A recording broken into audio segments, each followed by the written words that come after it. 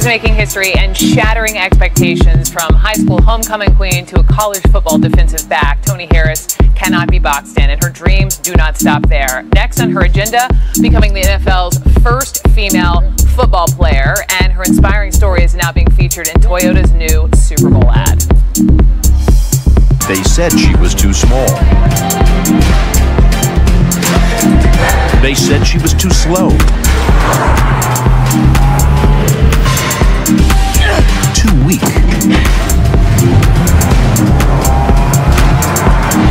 They said she'd never get to the next level. New developments in that grim mystery in Connecticut. Police are following multiple leads after a woman's body was discovered inside a suitcase. Gio Benitez is there with the latest. Good morning, Gio. Robin, good morning. We have breaking news in this very troubling case. Police now identify the victim as 24-year-old Valerie Reyes of New Rochelle, New York. Her body was found earlier this week on the side of the road, the quiet road in Greenwich, Connecticut. She was discovered inside a red suitcase. Her hands and feet were bound. Another blackface scandal turning Virginia politics into a crisis. So just where did blackface come from, and why, after nearly 200 years, is this still an issue? John Avila has your reality check. Look, I get that William Faulkner warned us that the past is never dead. It's not even past. But why in the world are we still bedeviled by something as stupid and cruel as blackface in 2019? In the past, we've seen Virginia Governor Ralph Northam resisting basically universal calls for his resignation after his medical school yearbook page was discovered showing someone in blackface next to a guy dressed as a member of the KKK. Then, in one of the worst press conferences in modern political history, the governor said he'd won a dance contest as Michael Jackson after applying shoe polish to his face. Hi, we're Mr. Smith's English 12th class at Cardinal Spelman High School in the Bronx, and we're celebrating Black Panther Day on Good Morning America.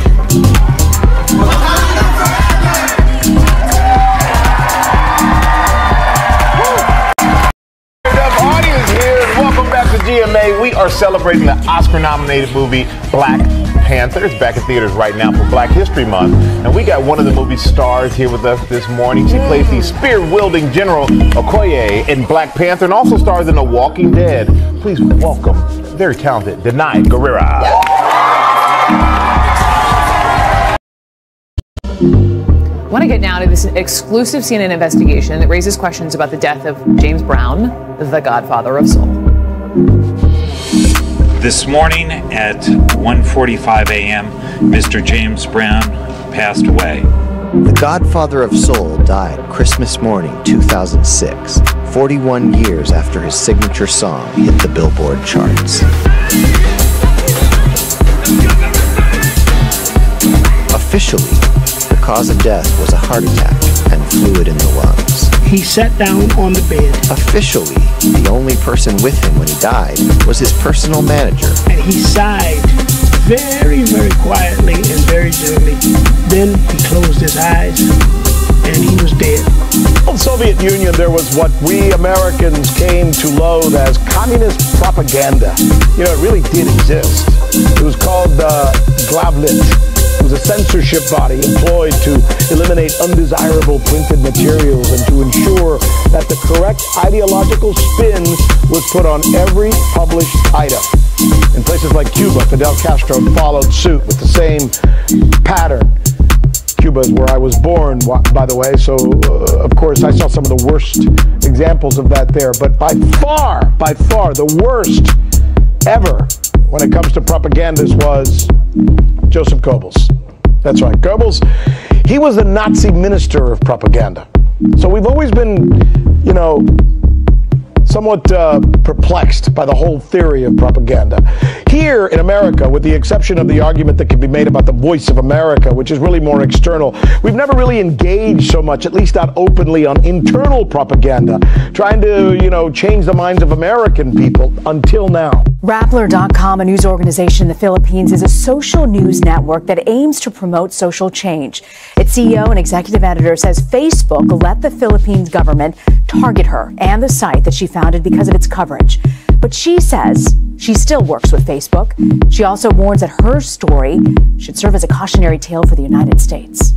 And Maria Ressa joins us now to discuss all this. I mean, Maria, that's a pretty incredible allegation. You're saying that Facebook's involvement, you wrote, destroyed your reputation and your peace of mind. ISIS is crumbling as the U.S.-led coalition zeroes in on the last of their territory held in Syria. And Fox News foreign correspondent Benjamin Hall just returned from the front lines, where he actually sat down with a captured ISIS commander. Watch. You joined a group that murdered, brutalized, tortured. So you have to take some responsibility for that. Yeah, I take my responsibility. Today is the first day of Black History Month, and this year's theme is Black Migration. The Association for the Study of African American Life and History says it's paying tribute to, quote, 400 years of the creative industry of people who were kidnapped and brought unwillingly to these shores, and who, with resolute African spirit, fought for human dignity and equality. Lionel Kimball is the Associate Professor of History at Chicago State University. He's also Vice President of Programs for the Association for the Study of African American Life and History. Professor Kimball, thank you very much for joining us.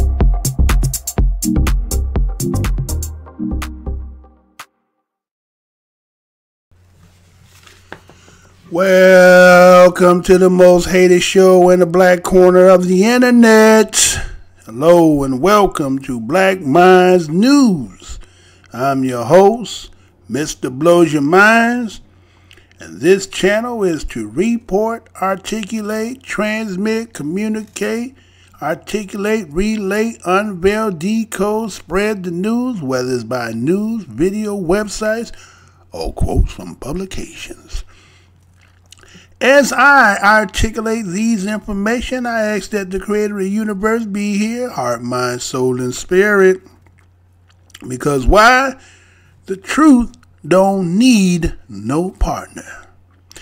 As a descendant of the greatest people who created what they call the greatest country in the world, as a descendant of the greatest people who put in most all the work that other people that come from all around the world get to enjoy, as a descendant over here, we give honor. And you know what my motto is? I'm never going to tell you what I heard. I'm only going to tell you what I know. Once again, it's on. Once again, it's on. I know I took a day off, y'all. It seems like I've been gone a lot longer than that. But you know how it is, man. As hard as I work trying to get this show off the ground, I got too many elements, too many obstacles. There's too many spirits out here that are against me. But before I get into that, first and foremost, for those who should be here as my subscribers and new ones, hey, what's good, fam? And welcome, new subscribers. I see who you are. I see you coming in, and I appreciate that, right? I know it's slowly matriculating in. You know, guys, you're going against the grain, and when you're going against the grain, it's not that easy. But first of all, I want to say what's good to all of y'all. I know you ain't there as a live show, and again, I guess they're going to hold out on the whole 90, but we'll talk about this again. So welcome to the show tonight. Passerbyers, welcome. So always a grand opening over here. Go down the aisle, see something you like, hit that like button. See something you don't like, hit the dislike button. I'll have one of my managers or supervisors come out there, give you a rain check for another discount. Maybe next time we show again, you might like something. Give us that like, get that subscribership or whatever, comment, whatever you like to do. It's all good over here because we blocks nobody. Everybody's opinions are entitled to each and every one. Agents, I'm still trying to figure out why I can't have my stream back on. I haven't violated anything, and you took it off, right? So it's kind of like y'all doing some, just some hating. You're just hating on me, right? You're trying to just do whatever it takes, right? So now I guess I got to wait 90 days in order to live stream. Again, what is Mr. Blows Your Minds doing that they don't want to be heard is what you have to ask yourself. But then again, those that are agents in the house, that's how you make your paycheck. You do what you must got to do because I got to do what I got to do. So, again, like I said, it's like the bubble. Get a map, get you a dart, close your eyes, spin yourself around 3 times, throw the dart wherever it landed. No matter where it lands on the map, guess what? There's something always going on because on this planet here, it's always popping. It's always something going on. It's like a night stroll on the red district, right? It's kind of like they say Las Vegas, the city that never sleeps. But this is a world there's something that's always going down. And so, as the Black Minds TV, which is also the Black Minds News, again, for those who would like to participate on my other channel, what you see on your screen, it says Black Minds TV. That's BLAKMINDZ TV. Go over there, subscribe over there, because again, I'm thinking that according to this suspension they got me on, right? On a bullshit 3-card Molly, that this motherfucker, that whoever that is, you know, no attention, but I guess you want me to talk to you about what? I use you for example for a second, and you get to take my whole channel, stop it? Well, I don't believe it's about that, right? You know what I'm saying? I think people try to cloak and hide behind what they do. But again, like I say, everything's being documented. Everything is being recorded. So, okay, whatever. You know, at the appointed time, everything should be revealed. And it's funny how to try to go back into my archives and make sure I couldn't go back. But the one thing is this. I beat you to the punch because I got everything before then. So, okay. Remember, like Simba, remember. So, all right, so let's get into the show, man. Don't need to worry about none of that stuff again, because again, you got to ask yourself. A show that got 2.9 subscribers, can't get past 100 views, and you want to say it's me. No, it's not me. It's because, well, it is me. It's me, and it's the content that we bring because we keep it straight. If it's public information, and it's news to be disseminated for those people that need to hear, that are avid watchers and participants and subscribers to the show, we will bring that information. We will bring it to the light. Now, again, one other thing I want to also put out there, right? Let's see. Well, we'll get to that part, right? We'll do it that way. So, I'm going to start the show off with here. Yeah, I mean, you know, I got to do it like this, right? Again, like I said, I want to thank everybody who's participating. I know it's not easy sitting there watching the show sometimes by yourself. Maybe you prefer it that way, but I know when we're doing the live, right?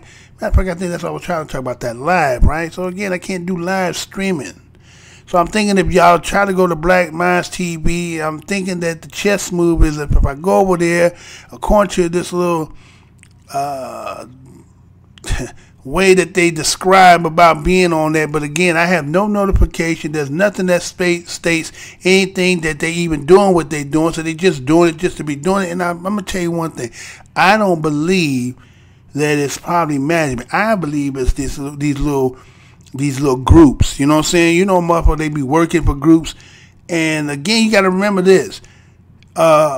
You have people inside there in certain aspects. Again, you sitting here, you watching all the black corner and people saying things you don't like. So what you do is you hide in the internal aspect of things and doing and hiding and, you know, taking subscribers away, suppressing the views.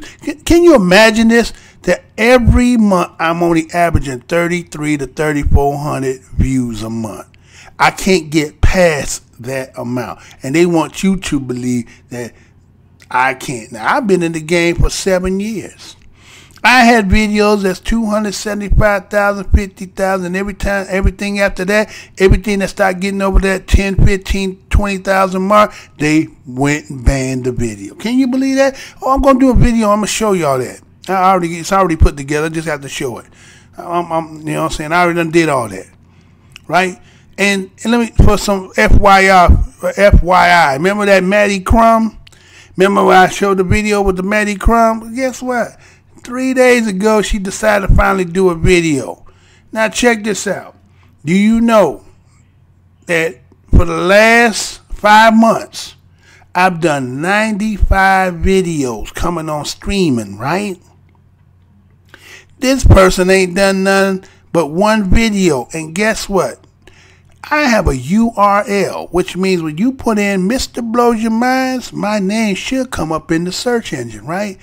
No, I Blows Your Mind gets to somehow, you know, take where my name can't be shown, right? And guess whose name it shows? Maddie Crumb. Who the fuck is Maddie Crumb, right? So Maddie Crumb must work for YouTube, right? So, okay, y'all, remember, either give me free, I'm going to collect that check. I already got it all documented, so you do what you got to do, right? Do what you got to do, because it's already documented. Everything you try to go back and try, I've been done did that, homies. So I'm just trying to tell you, give me free. Give me back with all my stuff. Let me be. Let me do what I do. If I ain't going against the policies, I don't know why you're doing what you do other than the fact that it's just your nature, right? The primal urge is that one said, right? I ain't going to talk no more about it. Let's move on. Let's get it in. So, all right, so let's see how we're going to do this, right? So, again, let's just go to show you the strength and vigor and the prominence of these who are cut, as we say. Some people say the DOS. Some people say the ADOS. But I say we the Bados. B-A-D-O-S, meaning Black Americans, descendants of slaves. Say that again, Bados.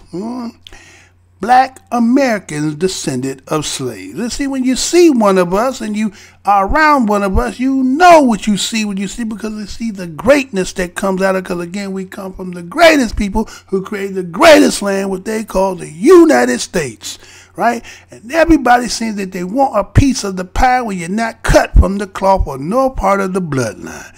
So what does it look like when you're part of the bloodline, other than what you're being on this show and seeing here, right? Because it's the most hated show in the black corner of the internet, and yet it's only 2.9, can't get past 100, and yet they got all kind of restrictions and obstacles.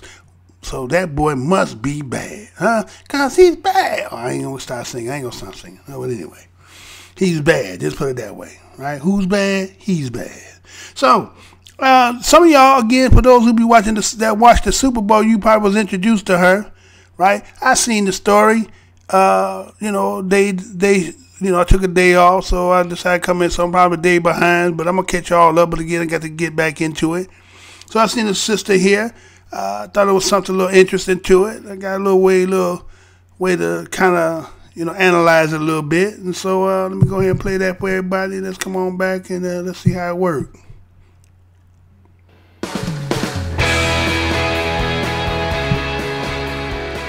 She is making history and shattering expectations. From high school homecoming queen to a college football defensive back, Tony Harris cannot be boxed in, and her dreams do not stop there. Next on her agenda, becoming the NFL's first female football player, and her inspiring story is now being featured in Toyota's new Super Bowl ad.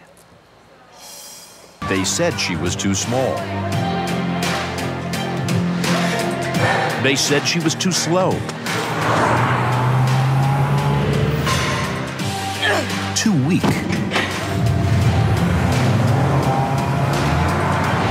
They said she'd never get to the next level. Never inspire a new generation. Never get a football scholarship. Yeah, people have made a lot of assumptions about Tony. But I've never been a big fan of assumptions. Ooh, that look you give the camera, Tony Harris. It is fierce. Congratulations on the ad. Congratulations just on you. Welcome. Thank you. Can I just ask, because listen, as obviously a girl and growing up with a little brother and tossing around the football in my backyard, but I always thought, all right, well, girls don't play football. So what was it about you or your family, your environment, that led you to just be like, I can do this? Yeah, so I only had one cousin that I really watched growing up playing football. But other than that, my other brothers and sisters, they don't play football. I'm the only one that plays football. So I grew up watching him, and I wanted to play, and that's how it all began. Huh.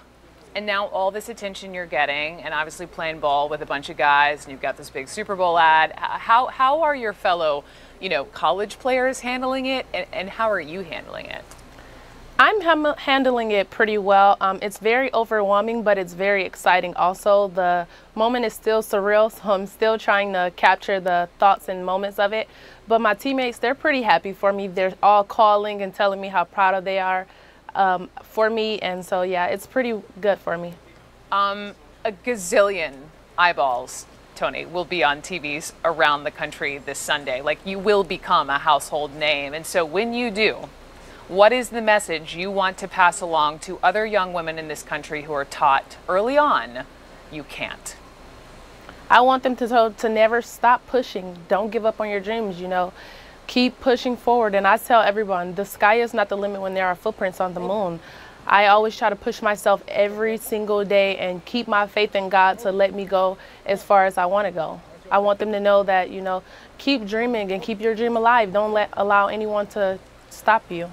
But Tony, I mean, be real with me. Like, did you ever have a you can't moment with, I don't know, a coach, someone around you that really became this life-defining moment for you? Of course, I had a coach tell me before that I would never get to the next level because I was a lot smaller and not as fast as the other guy. So that moment kind of, you know, taught me to never give up. From that moment then, I told myself, no one's ever going to decide what I'm going to do with my life. That's my decision. Isn't that amazing when we have these you can't moments? I remember being in college and journalism professor wrote on my exam, like, you will never make it in journalism. Wow. I was like, oh, really? Well, watch this. And you proved them wrong. There you go. I'm nearly 20 years in. What about for you? Like, so you've been playing at the college level for 2 years. I've heard you've applied for other schools. Like, what's your next step? So my next step is to figure out what school is best for me athletically and academically. And so I'll probably decide that once things, you know, kind of die down from the Super Bowl. Spoiler alert, it may not die down. Tony Harris, good luck. Good luck. Thank you so much. Thank you so much. We'll look for you on Sunday. Thank you. All right, so we see Tony Harris' sister. She's part of the BADOS, right? Her origins, I think, is out of Detroit. Got a little background on her. She had been adopted. I think she was put into foster care, I think about the age of 4 or 5, right? And then I think 3 other times in her life she had been taken out of foster care, brought in by families. If I'm not mistaken, I think it's 10, 13, and 15. I think 15 being the last time that she had been part of the foster system. You know, again, like what happens, again, being as BADOS of this land, you know, and the struggles that we have trying to maintain in a system that's constantly every chance is get to make us feel like we're not part of the system. As much as we give it to this country than anybody else, no one can ever take that claim from us. And again, I think that's what makes a lot of people so having a disdain in their mouth towards us and their eyes when they see us with such hatred and vitriol, is because as much as you say that you're great, but you can't be greater than that which put in more than you, even though you constantly keep them in the perpetual state of disenfranchisement, right? And so here was a sister here who started off her life in a certain way, coming against the odds, not even having the natural, you know, let's just say this coming out of the natural situation of your natural parents. You had to come through the system. And so a lot of time when people come through that system, there's a lot of heartburn, turmoil, and things that they go through. So they end up coming out being even more dysfunction. But you see, this sister here has a nice, great spirit about herself. And then at 15, she met somebody who brought her into the family due to her interaction with the family. Again, as she said, that there was a cousin that watched play football, inspired her to want to do it. She felt like she could do it. You know, she only about 5'3", about 130 pounds, 5'4", 130, something like that. And, you know, had been playing football, again, as a shorty. She being a girl out there. Now, again, depending on where you come from. You from where I'm from, you always had some sisters out there. Again, they used to call them tomboys back in the day, right? You had the sister that was a tomboy. Yeah, she could get out there. She get out there, rough and tell the boys. Again, you had some, I mean, I had some sisters I knew that could hoop, that could play ball, that could run track, right? And, you know, when somebody new that came out there and play, you put them on them. You know, they used to have this thing about when a female was out on the court, they used to be kind of like they didn't take it seriously. But the ones I grew up around, they would drop your ass off and, you know what I'm saying, make you have to play them. And they've been so used to being around playing with dudes, they they was accustomed to being physical and everything else. And so the new dude didn't know that. And so he trying to, have this, mentality that, he trying to take it soft on you, but that she coming at you with everything she got. And so, when you used to seeing that, right, that's not nothing new for, again, if you coming out of those areas and places that we come from. And so here's a sister who went through that, being in the neighborhood, playing with the young men, then trying out for teams. And, the biasness, right? Again, is it really just a biasness, or is it just a simple fact that gender, men are considered to be more stronger specimens than females? And so when you're playing like all male sports, again, there's differences in strength. And so here was a, little sister that was out there persevering, said it didn't matter with all that she came to play, put on her hard hat, went out there, competed. Again, they said, sometimes she sock it to him, and she got socked, right? But she didn't cry. She didn't get up. She was just like one of the boys, right? And, those who grew up around, again, having tomboys right there. But again, somebody still gonna get with her. You know what I'm saying? They still gonna get with her. And so she still stayed true to the game, and she's always been that. And so here it is that she decided to, play in high school. According to the story, was where she went through high school, got on the team, got to about junior year, senior year come. They like, man, they got to get rid of her because, they like, okay, she going to get hurt, and they worried about suing and all this other stuff. Like, well, she done played all this time, right? And so she finally got a coach that, that allowed her to play. She got out and played safety, you know what I'm saying? It's just one of those things, again, being part of the DOS, man, being part of Black American descendants of this slave. We produce some of the greatest specimens that the world has ever seen. But everybody seems to have this hatred. But again, we as DOS, we know what it really is, right? And so again, is the possibility that this sister get into the league? I don't know. I won't put any doubt on it because, again, she has gone against some things. And again, I mean, she haven't played D1. She didn't play D1, right? But again, just the the attitude and the toughness and the mental. Again, all that has to take into accountability. Could she ever really play in the NFL? I mean, I don't know if anybody would really take that chance of seeing her do that. But just for the simple fact that to give some honor to that. Again, I'm saying it because she's part and cut from the claw. And with that being said, I'm going to always give due and respect for that. Because again, as John Henry Clark has always said, we only got just us, right? So again, over here, Tony Harris, we're going to give you some due. I know it's a little late. Again, I don't watch football. I don't watch none of that no more. So again, I'm a day late, $1 short, but I'm still going to give it to you anyway. So that's Tony Harris for those who didn't know, right? So let's get it on, moving on. So again, okay, so you know how it is.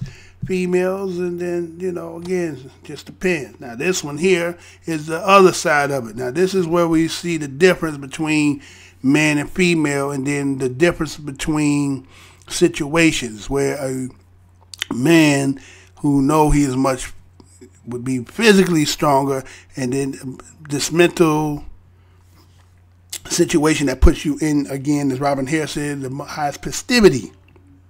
Whether you're going out here doing things that you shouldn't be doing, and somebody in it gets seriously hurt. So I seen this story and I was like, well, just going to bring some attention to it for the simple fact, again, we don't condone the violence, again, when it's necessary, I guess. But in this situation, there's just some domesticness, right? So let's play this right quick and be right back. How about that? Check this out. Now to new developments in that grim mystery in Connecticut. Police are following multiple leads after a woman's body was discovered inside a suitcase. Gio Benitez is there with the latest. Good morning, Gio. Robin, good morning. We have breaking news in this very troubling case. Police now identify the victim as 24-year-old Valerie Reyes of New Rochelle, New York. Her body was found earlier this week on the side of the road, the quiet road in Greenwich, Connecticut. She was discovered inside a red suitcase. Her hands and feet were bound. Reyes had been reported missing to New York State authorities and was last seen on January 29th at about 9 a.m. Now, in a statement, police say her family was advised of the positive identification last night, and authorities are now sending heartfelt condolences to them. Now, investigators also say that a cause of death has not yet been confirmed, but many pieces of possible physical evidence were collected. Several agencies are now involved in trying to determine who is responsible. Tips have been pouring in, and police are asking the public for any information concerning the victim or her disappearance. Michael, a troubling case. Hi everyone, George Stephanopoulos here. Thanks for checking out the ABC News YouTube channel. If you'd like to get more videos, show highlights, and watch live event coverage, click on the right over here to subscribe to our channel, and don't forget to download the ABC News app for breaking news alerts. Thanks for watching. All right, so we see a story here. Again, it's saying the dichotomy, which is a man being physically stronger than a woman. Seemed to be a domestic violence situation. Again, we don't know what really escalated, got it to that, but this is in Connecticut. They find a woman, again, being put into a red suitcase. I mean, you know, we know the inevitable has to happen to all of us. And again, if you had to pick it and choose it, I guess you would do it in the most softest, best, quiet, and peaceful way. But we can never control these situations and how that all is going to transpire. But again, when you see a situation like that, you have to ask yourself, what was in the psychosis of the individual that, again, was this person somebody you had a relationship? Was this somebody just a, passerby? Or, what would take a person to get them in that kind of state of mind? Again, I guess, being in this land that we in, again, and understand that this place has a lot of, let's put it this way, there's a lot of evilness that happens in this land. I mean, just taking the simple fact of the things that people will do just because, again, they have a dislike for you. They, suppressing you and, all kinds of things, right? They hide behind the scenes. So here's another case situation. Somebody did something that was gruesome in the act, and I guess that was one way to try to, bury the situation. But again, some people don't look at the aspect of the spiritual aspect of things. And so, that's got to be a hard, situation for either parents or loved ones to find that somebody tell you that somebody who you cherish and love has been, put in a suitcase like that. So just bring some attention to it. Hopefully, eventually that story will come back around there and eventually finding who this person is and apprehend them and, give them to the fullest extent of the law that is allowed, right? But we don't condone that. But again, we don't know all the ins and outs. But again, it doesn't condone what took place. It's just the fact that what puts you in the mindset that you would do that. Again, is it a primal urge? Is what's his name? Liam Neeson says, is it that primal urge of hatred, right? That you can get to such a level of, fuck it, that everything goes. And if you do got that, then it's like you have to, what is in you that can take you to that level, right? And we see it daily in this country, right? All over the world, we see it. And so, again, I guess some people are made a certain way and other people are made a different way, right? So, that story there in Connecticut about a woman being, put in a suitcase, right? All right, so we got, this here. Again, I've been touching a little bit because, again, you got to bring light to it. Because, again, let's put it like this. You got to bring it to light for the simple fact that it's constantly, it's constantly in the news. So it's obviously somebody is trying to bring a light to it. Again, I believe a lot of this stuff is being brought because, again, we in the 400-year anniversary. And if you listen to what's being said in this these videos here, there's some truth being laid out. And after it being played, then I'll come back and I got an article following behind it. And so before I even do that, how about I just go ahead and get a PSA for those who just be happen to come by for the first time and seeing this particular show. So, you know, sometimes I just stand on the corner with a cup and I ask, let me hold something. Can a brother hold something? So sit back for a quick second and we should be right back.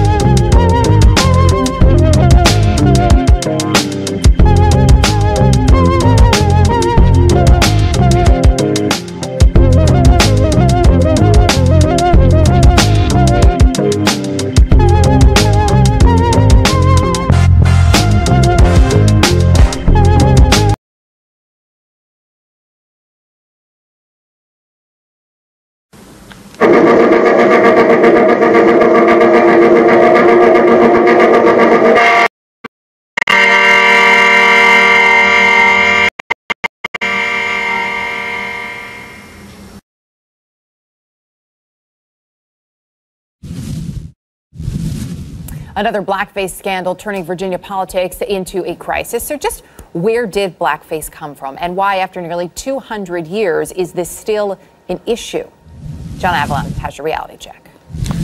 Look, I get that William Faulkner warned us that the past is never dead. It's not even past. But why in the world are we still bedeviled by something as stupid and cruel as blackface in 2019? In the past, we've seen Virginia Governor Ralph Northam resisting basically universal calls for his resignation after his medical school yearbook page was discovered showing someone in blackface next to a guy dressed as a member of the KKK. Then, in one of the worst press conferences in modern political history, the governor said he'd won a dance contest as Michael Jackson after applying shoe polish to his face. Not only that, this week, Virginia's Democratic AG Mark Herring copped to wearing blackface at a college party in 1980 while trying to apparently look like Curtis Blow. And then we found out that Virginia's Republican Senate Majority Leader Tom Norman edited a 1968 Virginia Military Institute yearbook loaded with blackface, Confederate flags, and other racist tropes. It's been a big few months for belated blackface awareness. After all, Megyn Kelly torched her NBC gig after a cringeworthy conversation in which she couldn't quite get why blackface was bad. And just yesterday, Gucci was forced to pull a $900 sweater off the shelves because, well, just look at it. So let's do a Racism 101 reality check on blackface. You know the phrase Jim Crow? It was a common term for segregation laws that tried to roll back the results of the Civil War and resist civil rights for almost a century. But you might not know that Jim Crow was the name of a popular minstrel act in the 1800s, which was performed in blackface. And that's just an indication of the foundational pain, the institutional racism that's beneath what some people apparently think is a party trick. In these past few days, a clip from the Spike Lee film Bamboozled has been circulating online, and it shows some of the legacy of blackface in American culture, from the KKK celebrating the birth of a nation to black and white comedies, cartoon icons, and even musicals starring celebrities like Judy Garland and Bing Crosby. This was a reflection of the segregated times they lived in and the culture they inherited. But even with generous discounts for youthful idiocy, there's really no excuse for perpetuating blackface in 1984. What we're seeing now is how much the scars of our history persist, often perpetuating hate under the more comforting labels of heritage or even humor. This is a teachable moment, but it is absurd that this lesson still needs to be taught. And while some conservatives delight in pointing out that Democrats are to blame in two of these cases, they'd like to ignore the fact that their last Senate nominee in Virginia, Corey Stewart, was a full-on neo-Confederate aficionado, or the GOP Florida Secretary of State, who just resigned after photos of him in blackface as a Hurricane Katrina victim surfaced, or that Congressman Steve King has been spouting white nationalist nonsense for years, and that the president still sees very fine people on both sides after Charlottesville. The toxic legacy of slavery and segregation flows downstream from our culture into our politics, but projecting current values on the past can be tricky business, just as demanding zero tolerance for long past mistakes can eliminate the virtues of learning and forgiveness. But we need to agree on this. It is long past time to leave the legacy of slavery, hate, and segregation that is blackface on the ash heap of history. And that's your reality check. Blackface is a strange ghost that haunts America. You know I'm going to say that again. Blackface is a strange ghost that haunts America. This story was done February the 9th, 2019, coming from The Guardian. And this is how it reads. America is a land of masking jokers. The novelist Ralph Ellison wrote in 1958 in an essay on American identity. We wear the mask for purposes of aggression as well as for defense when we are projecting the future and preserving the past. The joke is at the center of the American identity. When white Americans dumped tea into the Boston Harbor, Ellison argues, they were wearing the costumes, the mask of Native Americans. When white Americans wish to ease their discomfort with black Americans, they simply adopt blackness itself as a costume, a clown suit, attempting at once crudely mimic African Americans through stereotypes and to create a caricature that could be easily laughed at and spoken down to. It was an act of both offense and defense, an attack through diversion and a kind of psychological defense against a deeply feared group. The entertainer in blackface, even when it was a black American forced to put on blackface makeup, is always white, Ellison noted. At the height of its popularity in the late 19th century, seeing white performers adorned in coal black makeup, woolly wigs, and outlandishly red lips was one of the most beloved pastimes for white American families. As an image, the iconography of blackface dated back centuries, appearing in colonial era illustrations of black Africans. These images sought to portray black people as clowns and freakish beings, exaggerating features so as to suggest the otherness of black bodies. In the 1830s, however, blackface took off in the most recognizable form today, when it was integrated into onstage performances by white Americans who donned dark makeup, red lips, rough curly wigs, the blackness of their makeup amplifying the whiteness of their eyes and teeth. The performances began in a number of northeastern states. They often feature singing, dancing, skits, and instrumental music, the latter often some form of Negro melodies. Blackface shows were marketed as a peculiar mix of high and lowbrow entertainment. They were baldy and crude, planting in this way the seed of vaudeville, but they also attempt to translate more elitist forms of art, such as operas, to a popular stage.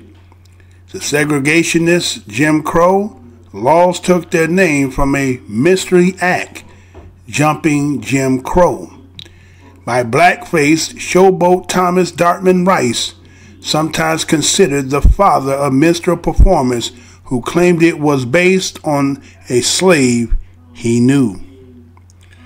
So lucrative was blackface that even African American performers had little choice but to wear it if they desired a modicum of success with white audiences, a modicum of success with white audiences. Such was the case with one of the most famous black stage actors of the 19th century, William Henry Lane, better known as Master Juba, who was forced to wear blackface until he became sufficiently famous around the globe to travel sans blackface was a trope of white actors, laying astonished audiences dancing a modified Irish jig and reel set to the syncopate African rhythms which laid the foundation for tap dancing. He was a prodigy, dancing in public from age 10 in the mid-1830s, yet he had to humiliate himself in order to proceed. He had to, as a foundation, exist as a gag on stage so that his white viewers might, after a hearty laugh and jeer, have a chance of noticing the extraordinary movements of his feet. In this way, blackface was a demeaning vehicle to success, a prerequisite for achieving prosperity well into the early 20th century. Blackface is the joke that comforts white Americans.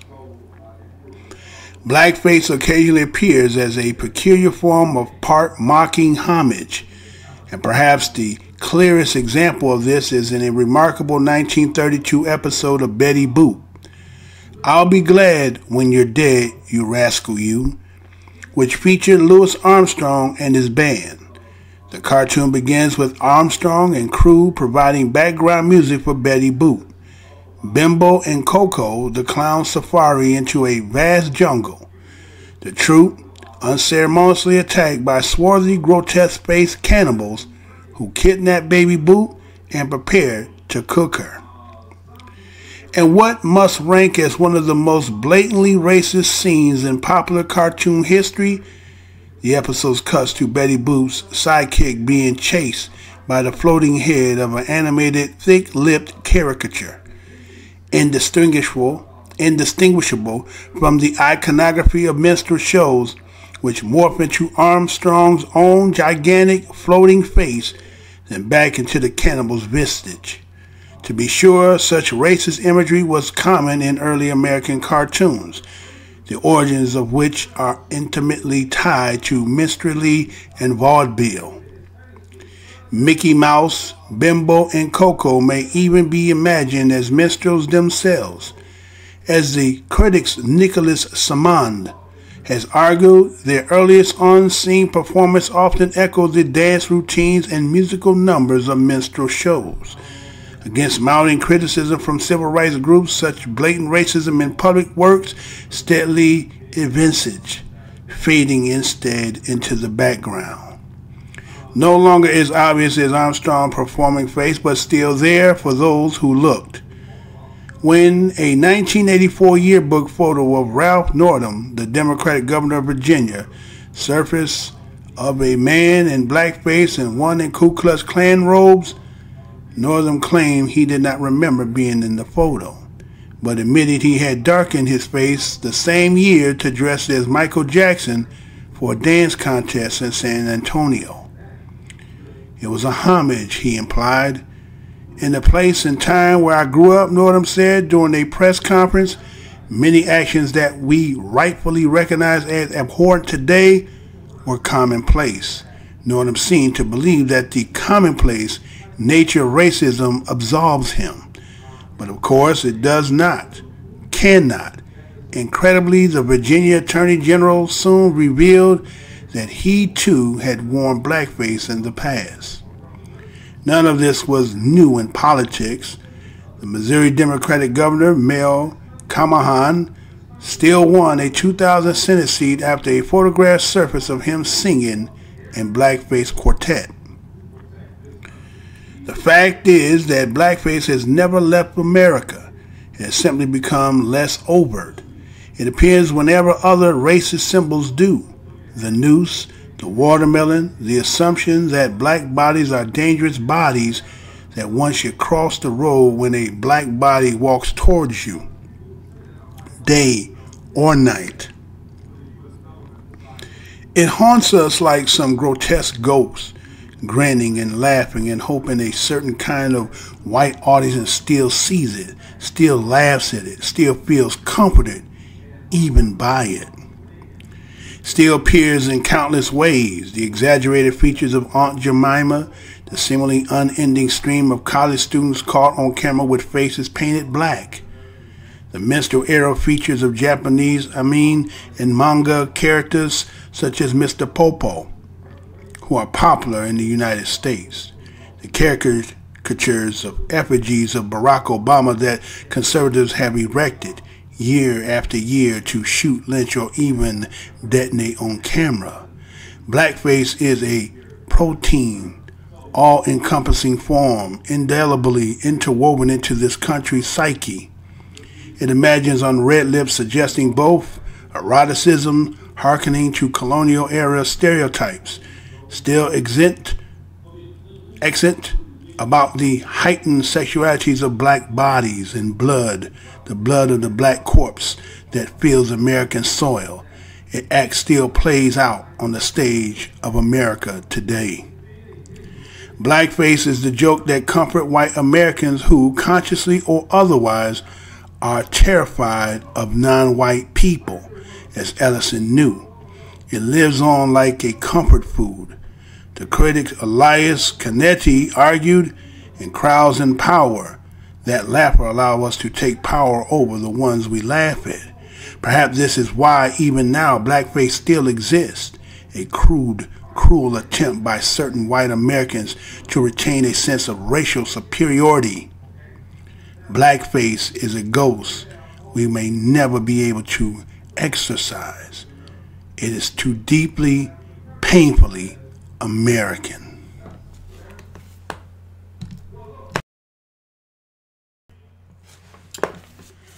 All right, so there's a little bit about this blackface, right? And again, as we've been seeing so much of it being replayed and rehashed and re-seasoned and reheated and everything else, right? That there has to be something historically to it, as well as has to be something psychologically to it. It has to be something symbolic to it. And so again, as it started off in the video, talking about why in the world that it still exists, and here it is 2019, originating in about 1830, right? So we would say that it's about 89 years, right? That this formidable practice that seems to be a commonplace for a lot of people of Caucasian descent. And so, you know, you have individuals, what they would call prominent or elites, who the practice of blackface is kind of a common entertainment going back to the 1830s. It is stated that it said that blackface is used as a comfort for white folks. Comfort. And that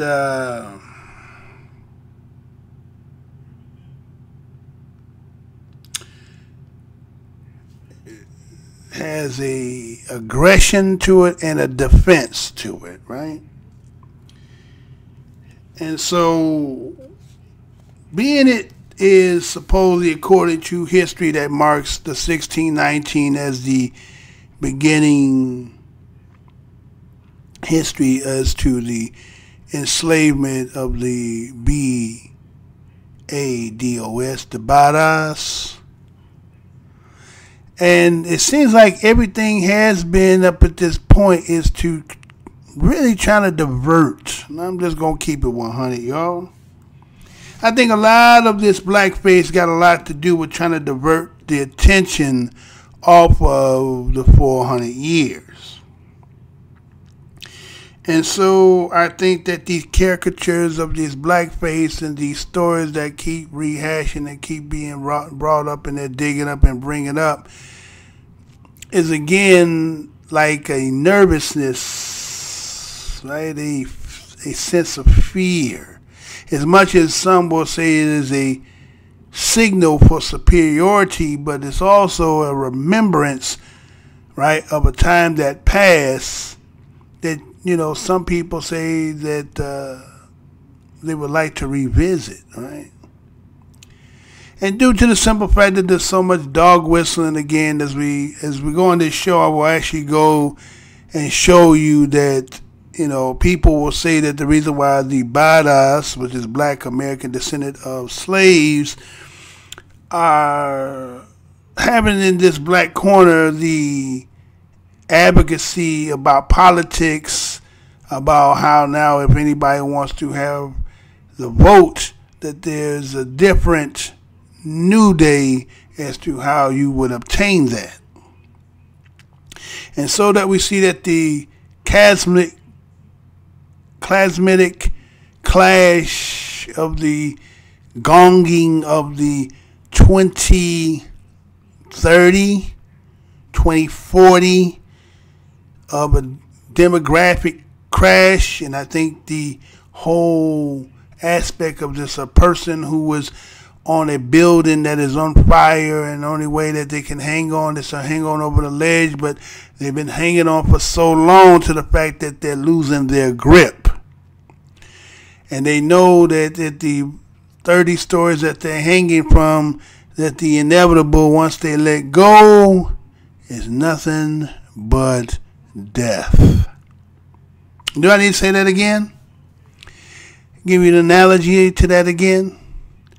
That if a building that was on fire and these people were on the 30th floor and the fire has engulfed the building to the only thing you have left is to hang and hold on to the edge, hoping that a fire truck, which can only go to about the 8th floor, somehow that they can get and save you.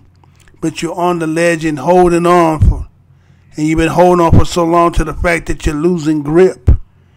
And knowing that you're on the 30th floor, that the inevitable once you let go is death. So it's like the last vestige of holding on to give, to reinvigorate, to give some kind of empowerment. But it's kind of like sometimes you did it and overplayed it to the fact that, again, it's kind of like it doesn't have the same sting anymore. You do it to cajole and jeer and make mock, but it has not the effect that you thought it was going to give. And so, history of Master Juba is what you would prefer to see. You still have vestiges of Master Juba, the individuals whose profession is to sing and dance and buck their eyes and shimmy for you, and you know what I'm saying, that still happens, but the demographic of that is not as strong as it used to be. That there's a freeing oneself of mind and not trying to be so much as the follower of past. And maybe that nervousness of that is knowing that consciously that all that has been done is seeming to have less of effect.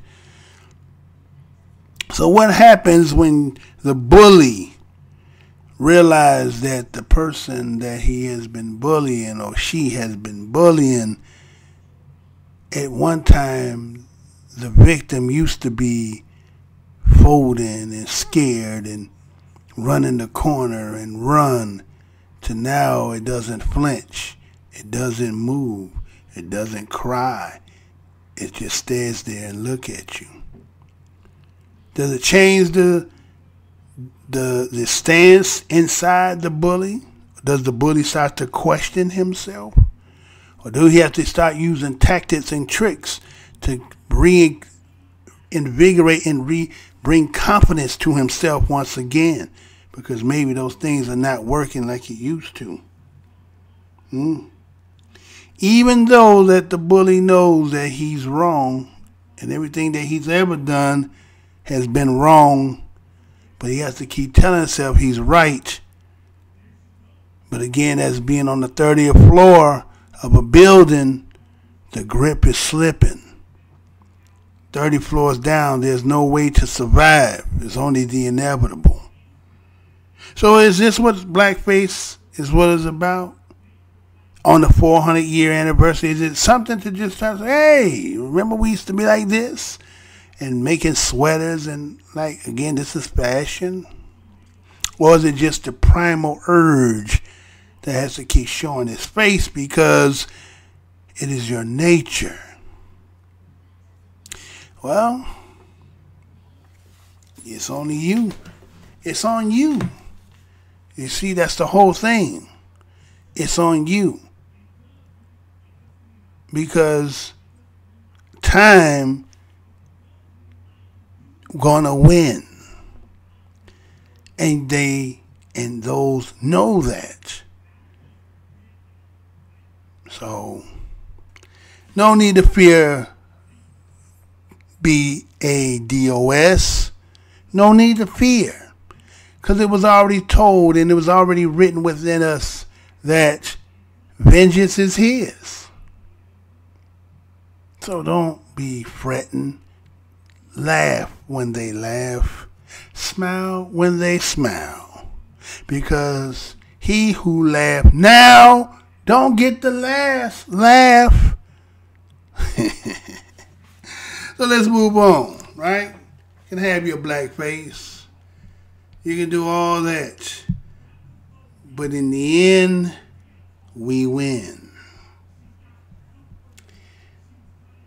So, what else I got in here for you, right? So, again, the same old thing, right? It's kind of like the same thing when I look at this story here, right? I looked at this story, and so many people were so infused by it. It just depends, right? So let me show it and then see if it plays and see what happens. Let's see what happens. Hi, we're Mr. Smith's English 12th class at Cardinal Spelman High School in the Bronx, and we're celebrating Black Panther Day on Good Morning America. Wakanda forever! Fired up audience here, and welcome back to GMA. We are celebrating the Oscar-nominated movie Black Panther. It's back in theaters right now for Black History Month.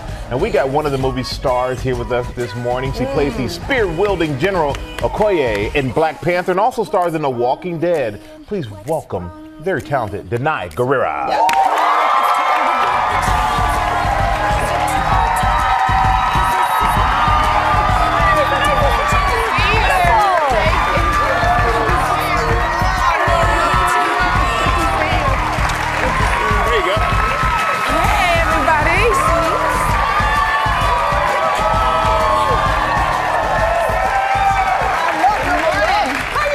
Girl, I know we had to do the air kiss. She's a little bit under the weather.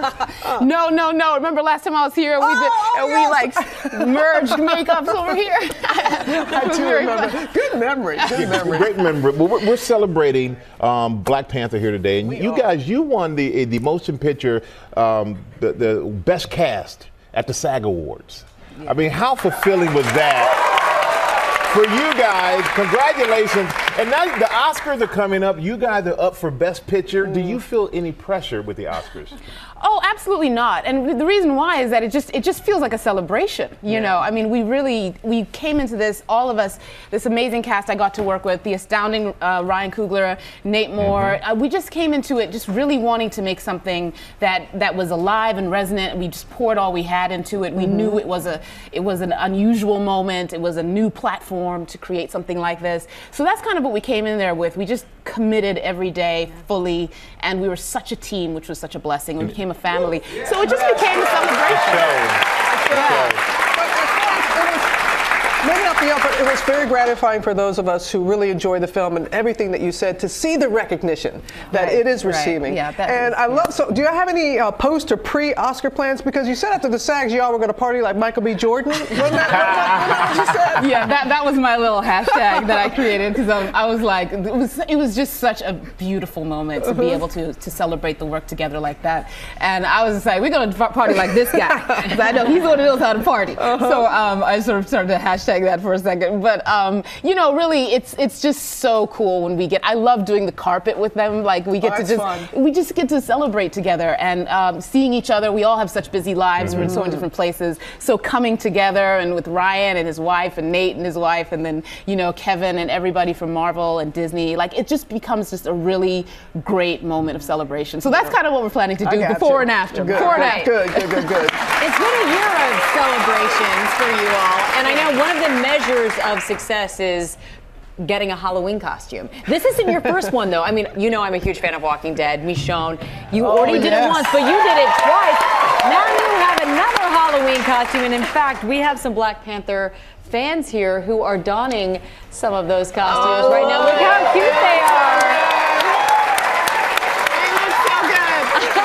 You know, I was saying I've never seen the little queen, the little Ramonda before. It's beautiful, so cool. right? It's beautiful. I love it. What are you trying to do over here, Michael? I was trying to put this on because I want to ask you about another movie, Black Panther 2. But apparently, I don't fit into the equipment, so I'm out. So, what can you tell us anything about Black Panther 2? I can tell you absolutely nothing. Oh, great. Thank you. And I'm free of information, which is great. Usually I'm hiding information. Right now I'm free of it, so it's great. Well, Amy brought up Walking Dead. Yeah. Okay, it is back. Another season of Walking Dead. So happy about that. Is there anything you can tell us about that?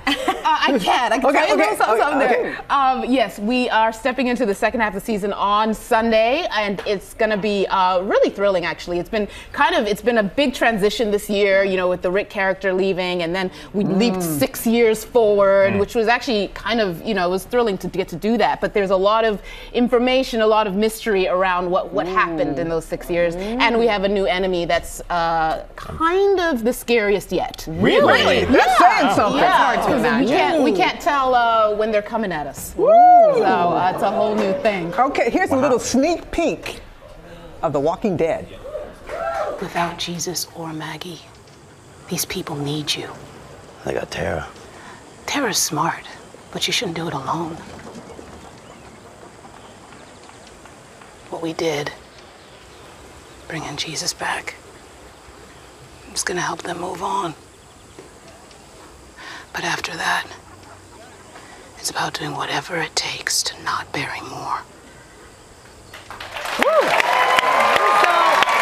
This show just got renewed for season 10. But I have to tell you, just as a fan of the show watching it, sometimes when I'm walking in the city, I think I'm going to see, like, you know, a walker. How do you have that same experience where how do you not take it home with you? It's so encompassing, you know, when you feel like this other world that you're living in.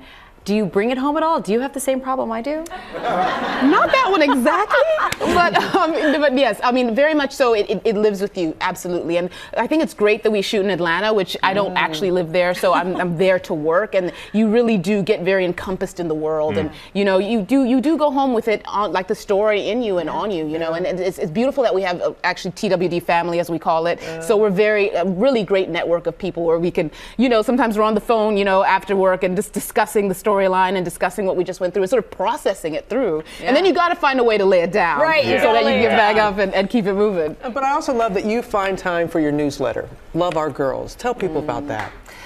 Yeah, thank you. It's the 14th of every month.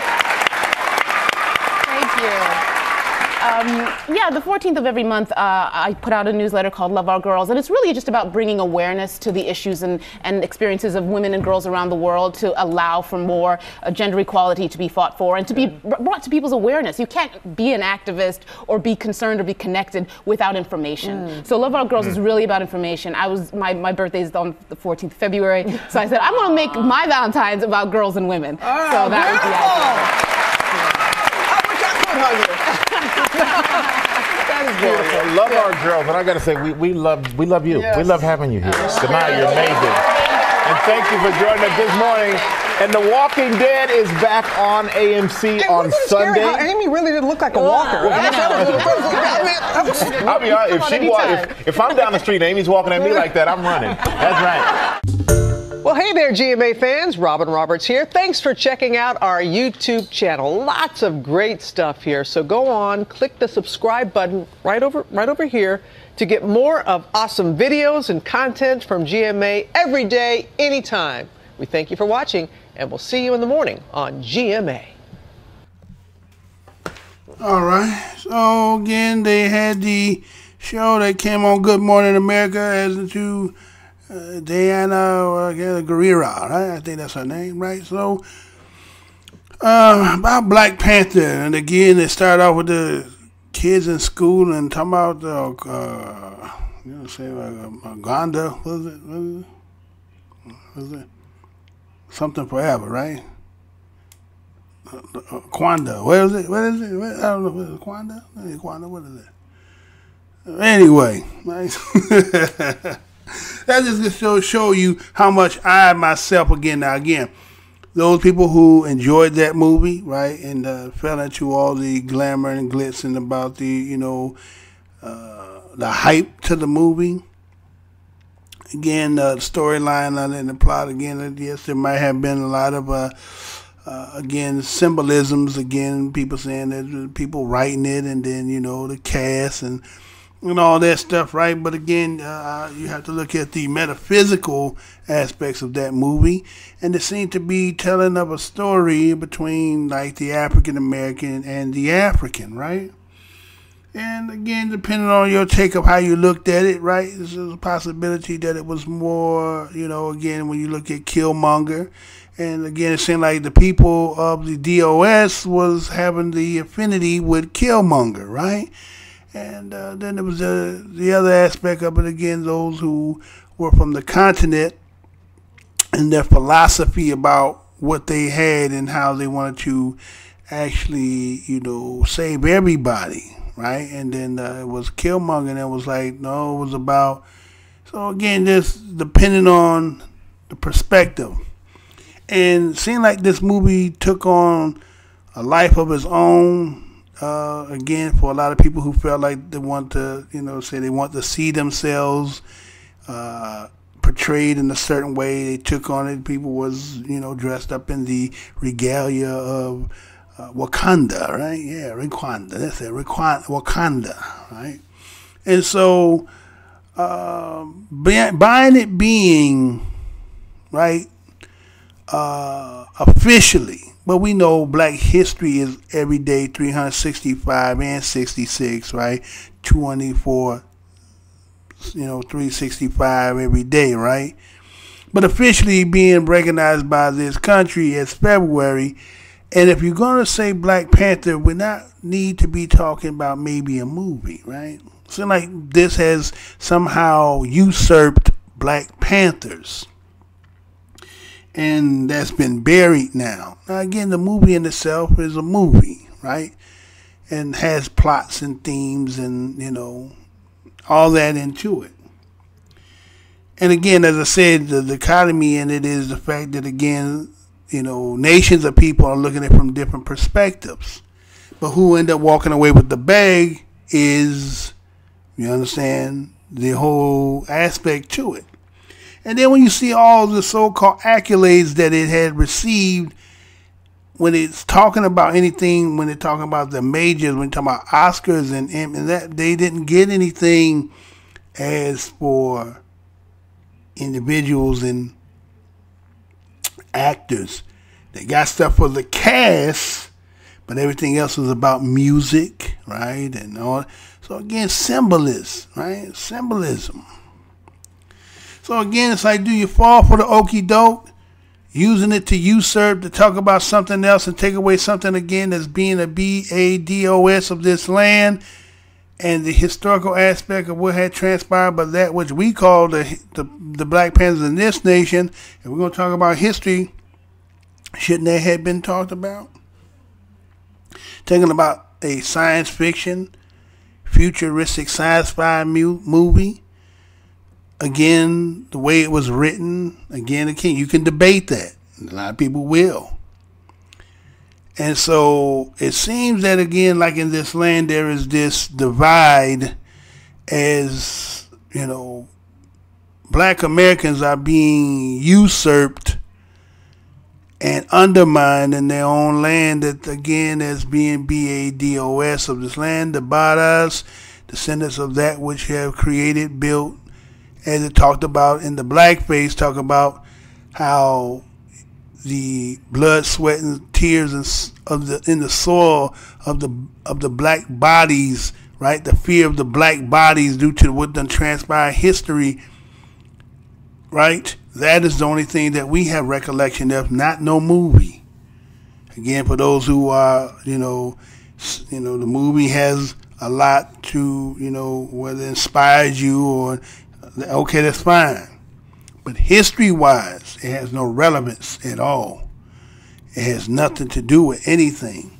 And so I think it's always another way to undermine any real aspect of time what done transpired with us here in this land.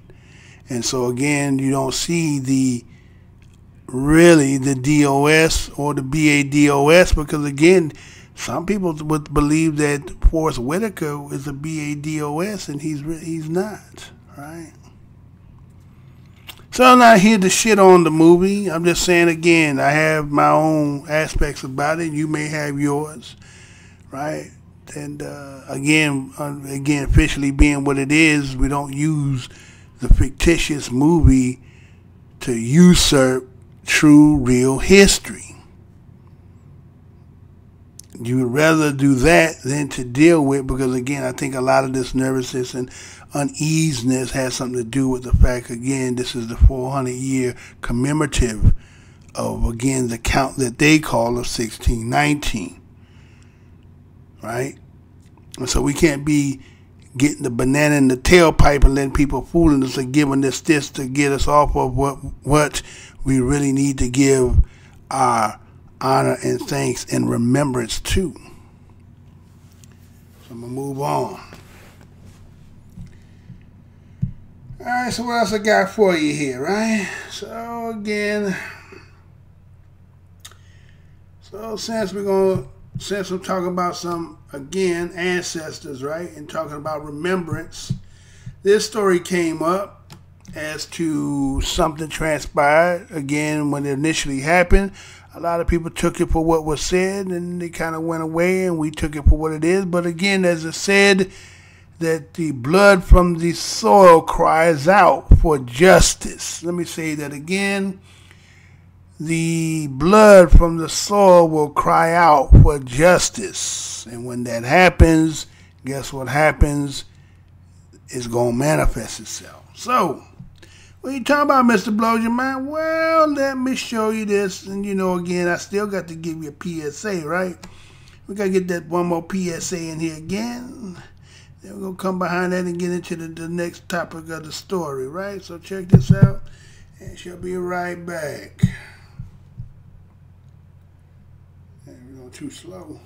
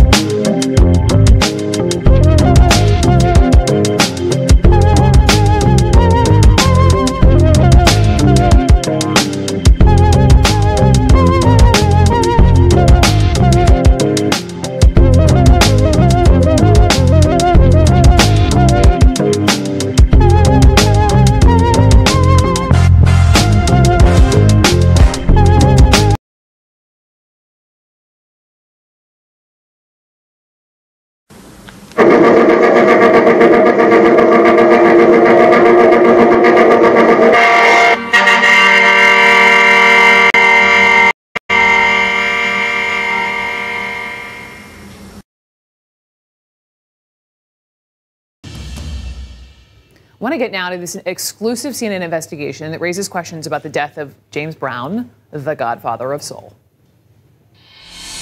This morning at 1:45 a.m., Mr. James Brown passed away. The godfather of soul died Christmas morning 2006. 41 years after his signature song hit the Billboard charts. Officially, the cause of death was a heart attack and fluid in the lungs. He sat down on the bed. Officially, the only person with him when he died was his personal manager. And he sighed very, very quietly and very gently. Then he closed his eyes and he was dead. Until recently, I had no real reason to doubt these details. But that was before I learned that if it involves James Brown, you should always question the official story. 2 years ago, I got a phone call from a woman who sang in the circus. She had some surprising things to tell me. I've just kept it quiet. It was a need to know. If someone didn't ask me, I didn't tell them. James Brown was murdered. I know, it sounds insane, and that's not the half of it. In the years that followed, as I listened to Jackie and met others who knew James Brown, the story kept getting stranger. Why in the world has James Brown not been buried yet? I don't need an autopsy. I'm his daughter. I have his blood. This story has never been told before in the mainstream press. You won't find it in any of Brown's biographies. Nobody wanted to hear the truth. Nobody wanted to print the truth. I spent nearly 2 years checking out Jackie's story. I traveled through 9 states, interviewed nearly 140 people, analyzed more than 1,300 pages of text messages from her iPhone, and sent a mysterious item from a black duffel bag for testing at a forensic lab. In 2 years, I've found out a lot of things Jackie didn't know when she called me. Pull up a chair and let me tell you the story of the circus singer and the godfather of soul. The king is dead. Long live the king.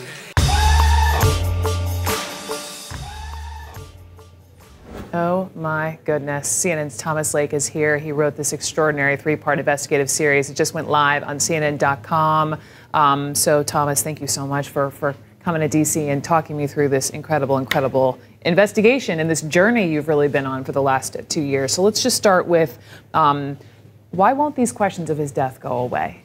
Well, here's what I learned in my reporting. There are at least 13 people who knew James Brown who think there should be an autopsy, a criminal investigation, or both. And his wife says this, his manager, the doctor who signed the death certificate. Dr. Marvin Crawford gave CNN an exclusive interview, and he still wants to know what went wrong in James Brown's hospital room just before he died. But he was 73 years of age. I mean, this is a man who had a history of drug abuse and health problems. Does that not explain his death? You might think so, except the doctor told me Brown was almost ready to go home from the hospital. He'd been treated, he had a concert tour scheduled, he was going to get in the studio with Aretha Franklin. And then suddenly he took a drastic turn for the worse and died. And people still want to know why. Because there wasn't an autopsy at the time. No autopsy. The doctor tells me he wanted one, but Brown's daughter, Yama, declined to have it done, which was her right. But twice since then I've asked her why she declined. She hasn't given an answer. And if the authorities did get involved, then I understand one of your sources has some items that might interest them. Right, the woman whose phone call first set me off on this investigation, Jackie Hollander, came into possession of a black duffel bag. She says it contains evidence from Brown's last days. We had an item from this bag sent off for forensic testing. It came back positive for marijuana, cocaine, and a prescription drug. We don't yet know what that proves, but it's one more data point investigators may want to examine. Wow. Your series examines the death. It was 1996. James Brown's third wife, Adrienne Brown.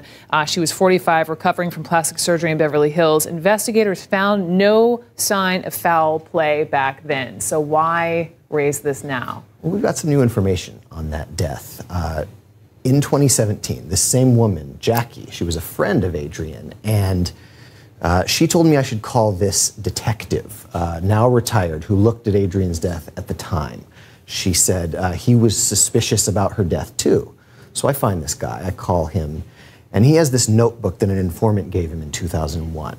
A reliable informant, he says, but at the time, he didn't read all of it. Well, after I reach out to him, he goes back and reads the rest of it, and what he finds there is amazing. It is an allegation from this informant that a doctor confessed to her that he had sneaked into Adrienne Brown's recovery room and murdered her with a fatal drug overdose. What? This notebook, it contains such phrases as make it look like an overdose and murder for hire. CNN is not naming the doctor because he has not been charged with a crime, yes? That's right. And I did find this doctor. I interviewed him. He denied the allegation, denied killing Adrienne Brown. You have spent nearly 2 years on this entire project. You've interviewed close to 140 people, reviewed thousands of pages of documents. You've identified some disturbing similarities, but between these two deaths, Adrienne Brown in '96 and James Brown in 2006. That's right. Both times, a wife of James Brown tried to separate him from a group of associates she believed to be controlling him. Both times, the wife told others she feared for her life. And both times, someone went in for medical care and didn't come home alive. And we can find your entire piece on CNN.com. This is the three-part investigative series on James Brown. It is live on CNN.com. Thomas, thank you so much. Thank you, Brooke. We'll be following it right along with you. Good to see you. Was James Brown murdered? New details about the claim that he and his third wife, Adrienne, were both killed.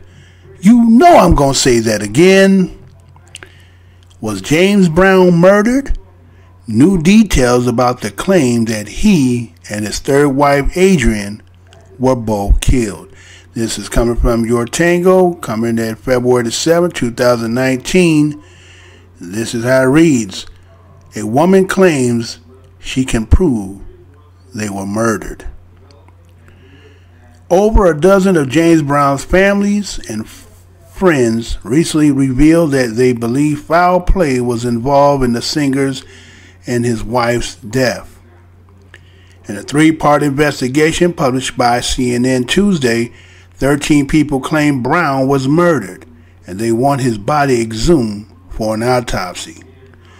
Brown, widely known as the Godfather of Soul, died on December 25, 2006 of congestive heart failure that resulted from pneumonia complications. His death certificate states, but those close to him are not convinced. The dive into his death began when CNN reporter Thomas Lake was contacted by 61-year-old Jacqueline Hollander, a circus performer who was a part of Brown's inner circle in 2017. Hollander claimed she could prove Brown and his third wife, Adrienne Brown, were murdered.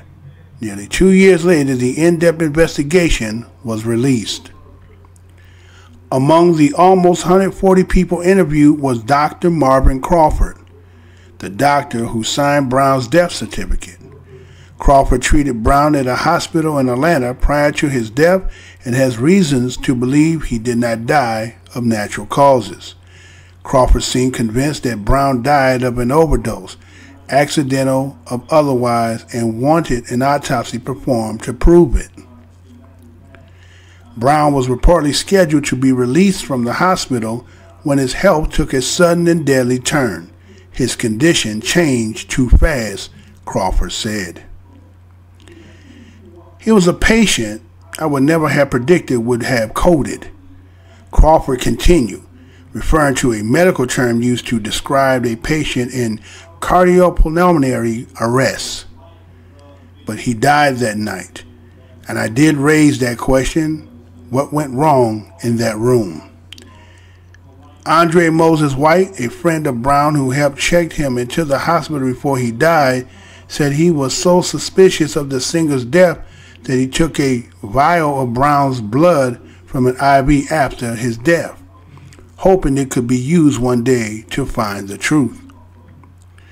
Brown's late daughter, LaRonda Petite, a son-in-law, Darren Loomer, also alleged Brown was murdered prior to their own deaths. Loomer was killed in Atlanta in 2008, the same year he publicly alleged his father-in-law was murdered on TV, and his killing remains unsolved. Many others said that Brown's personal manager changed the official story of his death multiple times, adding that it didn't make sense and was always a little vague. His ever-changing official cause of death prompted them to have doubts about how Brown really passed. Some even question if Brown's body is even in the crypt in his daughter's Deanna Brown Thomas yard. The investigation also focused on the death of Adrian Brown in 1996, whose cause of death is listed as an accidental overdose. CNN found evidence that Adrian feared for her life in the months leading up to her death. A police informant also alleged that a doctor who was not identified because he has not been named as a suspect in Adrian Brown's death murdered Adrian and then made it look like she overdosed. The doctor denied the allegation to CNN. Hollander was a friend of Adrian and long believed she was not a victim of an accidental overdose.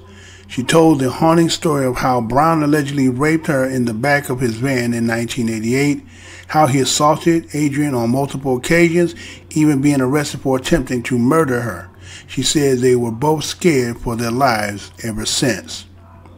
Brown had a number of people on his side that would do anything he asked, including gangsters and police, Hollander said, adding that they both kept their mouths shut for their own safety, she added. If James Brown told me to say my mother is black and she had purple feet, I would have said my mother is black and she had purple feet, Hollander said, and I believe I am alive today because I did what I was told. And so did Adrian right up until her death.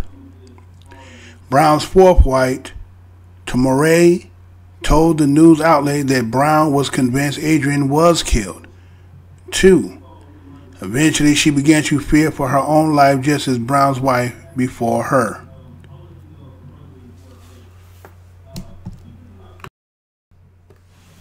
All right, so there's a new story about what happened to James Brown going back from, I think it was 2006, December 25th of 2006, that we all heard the news that the Godfather of Soul had passed. And those who kind of recollect about that story remember that there was a long delay about having James Brown being prepared for a funeral, right? And so obviously there had to be some discrepancy about how he really died, but again, it never really got out to the public's attention. Now, just like the same thing when it came out with the Martin Luther King Jr. story that I did, right? Those who've seen the video, how they came after 50 years and decided to say it's time to reveal what really transpired. Well, in this case here, it didn't take 50 years, but it's more like it seemed like it may be about, 13 years, right? And so some investigation that's taking place. Individual said, as the story was relaying, that didn't know that, brother-in-law, daughter, and other people and wives have all come to their demise, since his demise, right? And we have to look at this because, again, a lot of people always speculate that, again, what happened with Prince, what happened with Michael Jackson, right? And I'm pretty sure there's other Sam Cooke and so forth. There's a lot, again. So it's like, when it comes to this music business and about having the control of your catalog and your music, I guess it's okay as long as other people are having the power to get the proceeds and profits, right? Because when you look at Prince, the funny thing about Prince's story is he went through all that litigation to finally get to win the case for him to finally get his what they call it, we're getting his catalogs and all his royalties and his rights, then for him to have just passed like that, right? So a lot of people speculate to what happened, the mystery behind that, and I guess time will come and will reveal that as well. So here it is. James Brown may not have died the same way that you thought he died. Again, original report said he died of heart failure and having fluid due to complications of pneumonia. But as this story here was talking about, said that James Brown was ready to come home out the hospital. Then all of a sudden he turned ill for the wrong. It's kind of like the same thing when you hear Dick Gregory, right? Dick Gregory went into the hospital, and then next thing you know, he didn't come out either. So again,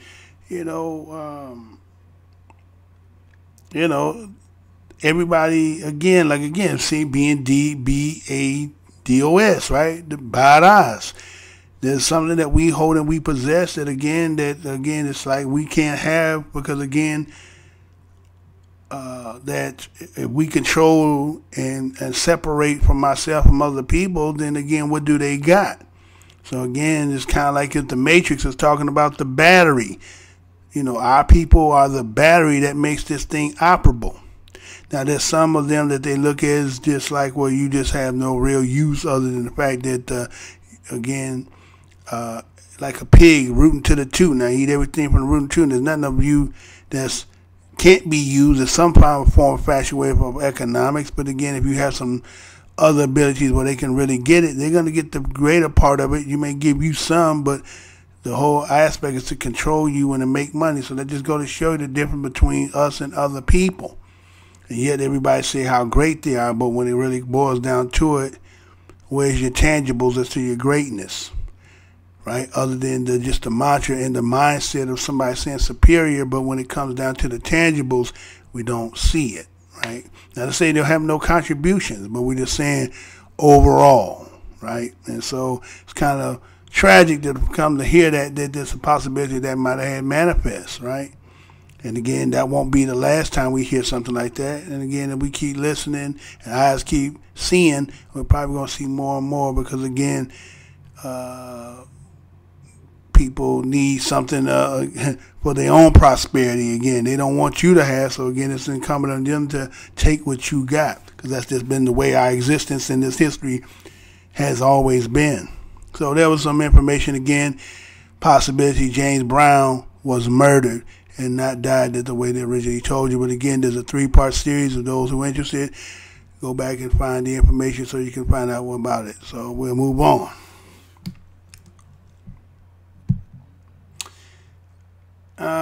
Let's see what else. What else I got in here? Well, let's get it on, because we're getting down to that part.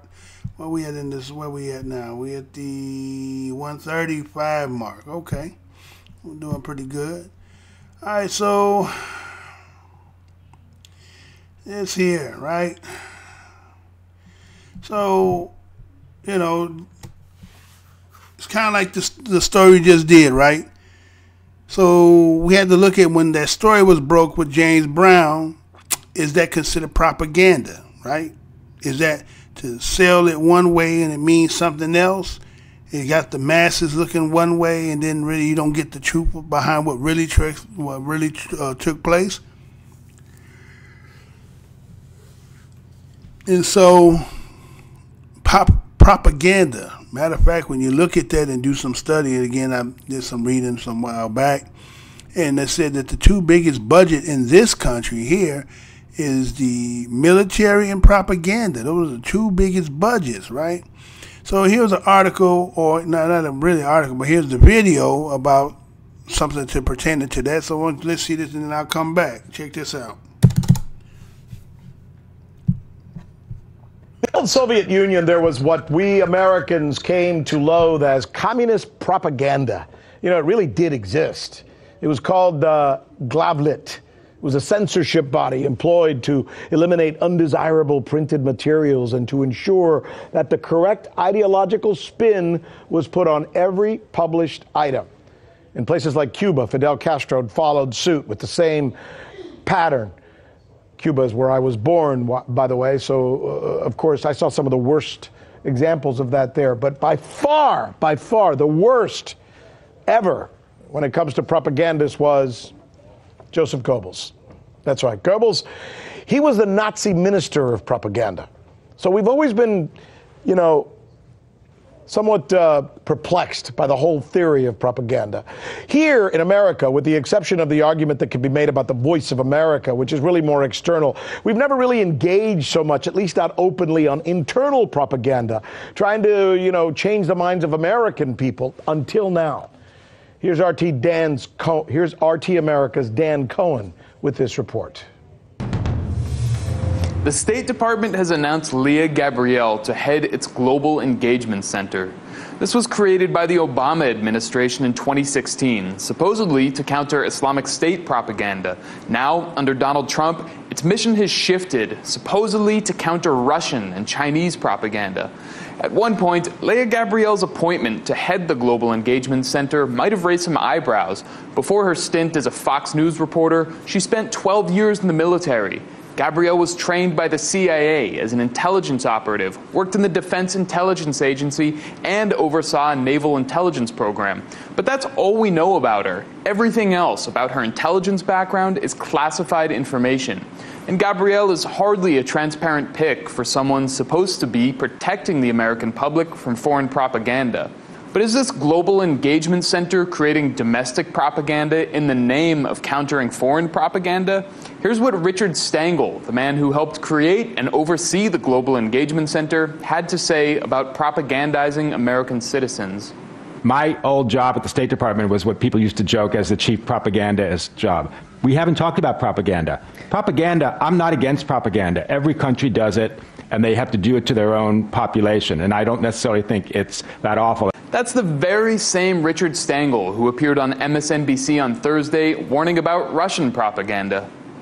So there's a whole elaborate Russian ecosystem that we've really seen highlighted since Donald Trump has become president. And it actually starts with the Internet Research Agency in St. Petersburg, which is the troll farm that did all of the disinformation during the election. Putin's own kind of ideologues will pronounce something, it'll be on Russian TV, it'll go to Sputnik, roughly, and then Russia Today, and that is how it gets out there. Now, if this Global Engagement Center is starting to sound reminiscent of the Cold War, your instincts are correct. Daniel Kimmage, the acting head of the Global Engagement Center, said it's a reincarnation of the Active Measures Working Group, the Cold War-era agency Ronald Reagan created to counter Soviet propaganda. Kimmage says the current push is only in its initial stages, and that in the next 2 to 3 years, there will be a tangible impact. The similarities between the Global Engagement Center and the Active Measures Working Group don't end there. They actually involve some of the very same figures. Todd Leventhal was one of the key operatives in the Active Measures Working Group. He spent 3 decades in the State Department, and according to journalist Yuri Rivio, Leventhal was part of the Bush administration's effort to convince the world that Saddam Hussein had weapons of mass destruction. And now, according to his LinkedIn page, he's a senior counter-disinformation advisor in the Global Engagement Center. What's more, Leventhal was implicated in a British military intelligence operation called the Integrity Initiative. Hacked documents show the British government-funded Institute for Statecraft paid Leventhal 50,000 British pounds. That's about 76,000 American dollars for a 50% contract. So not only was the new head of the Global Engagement Center trained by the CIA, and its founder has publicly endorsed propagandizing American citizens, but one of its key operatives is a de facto agent of the British military intelligence. So could it be that the claim that we hear so often that this network, RT, is propaganda, is American government propaganda itself? Back to you, Rick. Hey YouTube, thanks for checking out our channel. We hope you enjoyed the video. We have tons of content for you just like this. For more of RT America's one-of-a-kind news and analysis, be sure to subscribe and never stop questioning more. All right, so propaganda. Every nation does it, as the video said, right? So that's part of the nation, is to control the way that information and agendas are displayed through, dissemination through media, right? That's why we remember the catchphrase of during the 2016 campaign was more about fake news, right? So, Mr. Blood, man, well, the reason why I'm doing this, not so much about, again, what it talks about, what I want to use this video to bring attention to is the fact that, again, like in this video, it talked about propaganda. And as I stated before, that the two major fundings of budget is military and propaganda, right? So we know that, again, as we talk about the 2016 election, and based on what all transpired, it seemed like that, let's say, as recently, those who are paying attention to the black corner of the internet, they keep specifying that because Bados, which is Black American descendant of slaves, or those may say American descendant of slaves or descendant of slaves, that this movement, right, of that is a child of propaganda produced by what Russia, again, when they talk about the Russian interference of the election, that Russia had targeted DOS, Black Americans, and got them to either not vote or change their vote, right? You've been hearing that, those who've been paying attention, right? So we've been hearing that. So the reason why I'm bringing this, again, this information came out, and I said, well, I want to actually take the spin off of putting that negative connotation on Black DOS as the reason why whatever transpired through that last election, right? And the only way I could do that is to, again, as they say, bring the receipts and show accordingly by the videos, right? So, as you see their propaganda, and they say the specialist one was one that was part of the Hitler regime, right? The Nazi regime, right? And we know that after that had transpired, that the Project Paperclip ended up coming to the United States, right? So there's a lot of information that they probably got from that. So propaganda is used to, again, kind of steer the minds, right? It's kind of like, you know, we as the Badas, the Black American descendants of slaves in this land, a lot of people don't like that we're talking because, again, we've been here longer than anybody else, so we actually understand how they move, what they do, and so forth. So a lot of times it's to keep us separate, right?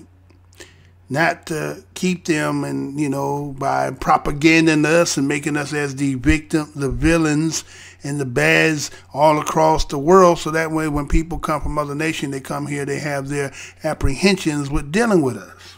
So we understand now that propaganda is used globally. It's part of how regimes and empires work. So now what I want to show here is this.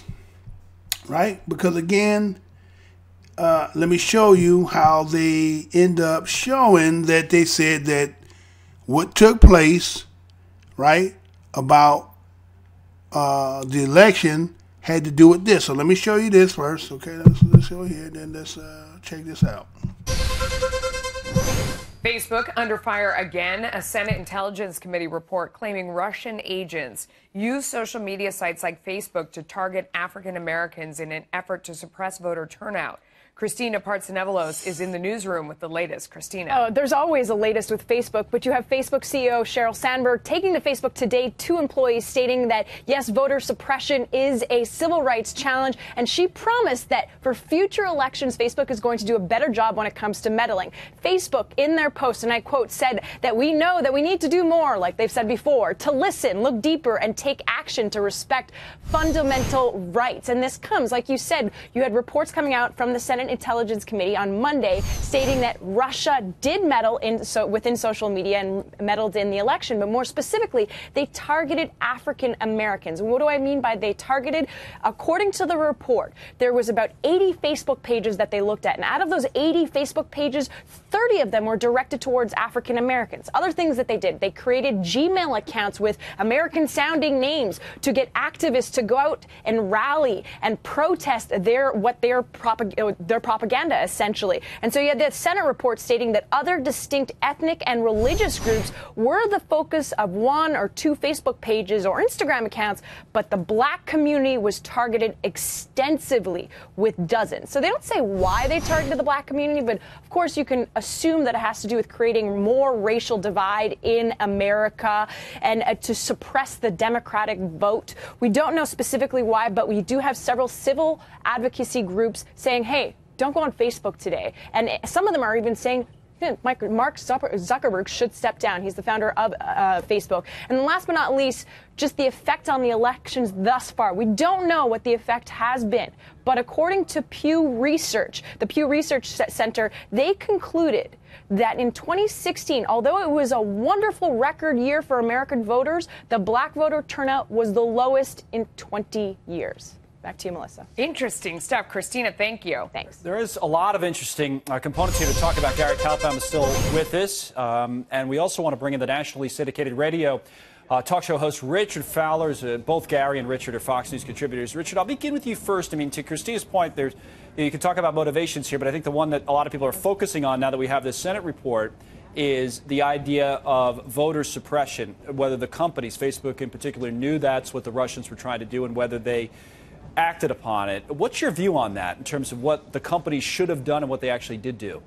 Well, I think we should demand transparency and accountability from all of our tech companies, make sure this doesn't happen again. But it's very interesting of what which group they chose to target. They chose to target a group of voters that they knew would be voters that would, more likely than not, vote for the Democratic ticket or vote for Hillary Clinton and Tim Kaine. And in doing so, and by suppressing those votes, these Russian troll farms and whatever, they knew that they could have a hand on the election. Because what happens if you could suppress 10,000 African American votes in Pennsylvania, or 10,000 African American votes in Detroit, Michigan, or 10,000 votes in Miami, Florida? That's the difference between winning and losing the election. So this, for all Americans, whether you are Democrat, Republican, or Independent, we should be ensuring that we not only protect our democracy from any type of voter suppression, but we need to ensure that we don't have any foreign interference in it moving forward. And what do you think, Gary, is the responsibility of the company here? Because from what I've read, it was fairly obvious of what these Russian accounts were up to or what their goal was. Sometimes it's tough to tell, but they say in these cases it was fairly obvious what they were trying to do.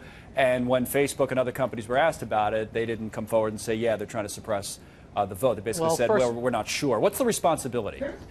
Well, first off, Richard's 1,000% right on everything he said. Look, the problem with Facebook, as I see it, while on their way to becoming this data collecting blob throughout the years to make zillions of dollars off their community, they forgot something, and that is the controls of having billions of people on their platform and doing nothing about it. Well, guess what? Wake up call city in the last couple of years, and that's for all me, changing my now, eyes, Gary, right? Yeah, but they've been slow in doing it. Not till something bubbles up to the top or some investigation comes up do they start reacting. They need to get their act together and be more proactive about this stuff, because I got news for them. A ton of millennials are leaving them. Their brand name has been heading south for about a year now. Their stock price has been crushed. Nothing good's going to come of it until they really open their eyes to what's going on. It's, boy, it's interesting. You want to make it's got to be a quick point, Richard. I'm sorry. I will make one point. I think it's very important to know, as Congress thinks about regulating Facebook, remember how large of a company Facebook is. It owns WhatsApp. It also owns Instagram, all products that millennials and African Americans and all Americans use. So when we think about regulating Facebook, let's remember they are a large entity that has various properties that users use every single day. Our old buddy Walt Mossberg, the well-known tech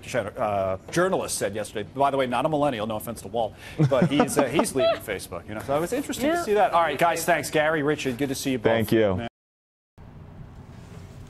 Okay, so as you heard in there, you heard them talk about that how Russia targeted black Americans on social media and caused voter suppression. Is one they said, right? Talking about voter suppression, creating division in this country, right?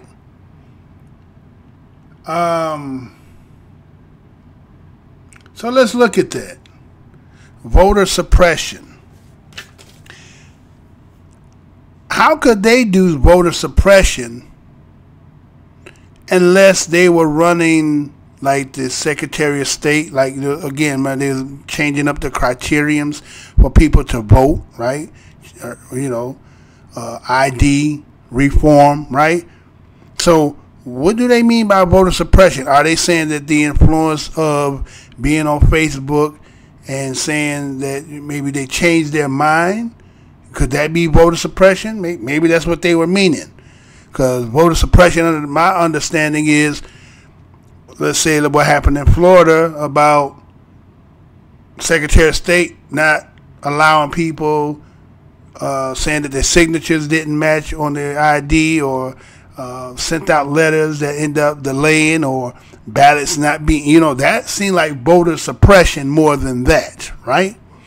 Now, when it comes to division in this country, I don't think you need Russia to cause any division, because that division has always been here from the inception of our encounter since 1619, if we want to start from that date, right? I don't think you need Russia to do that, right? Now, the other thing to that is this. They said that the African American turnout for the 2016 election was it was the lowest turnout in 20 years. Now let me say this. You know why that turnout was so damn low? Because they didn't have a pick in the damn race. Do I have to say that again? How is it just the simple fact that maybe they didn't have, it was, what they say, the lesser of two evils? Maybe you just didn't have nobody to choose from. And so if I ain't got nobody to choose from, it don't make no sense for me to vote. Right? Maybe people just say, I'm not voting because, again, I didn't have nobody to choose in the race. Why couldn't that have been it? Because I'm going to show you that maybe that's not what took place. But again, as we said in the beginning, about propaganda. Right? So you're talking about propaganda here.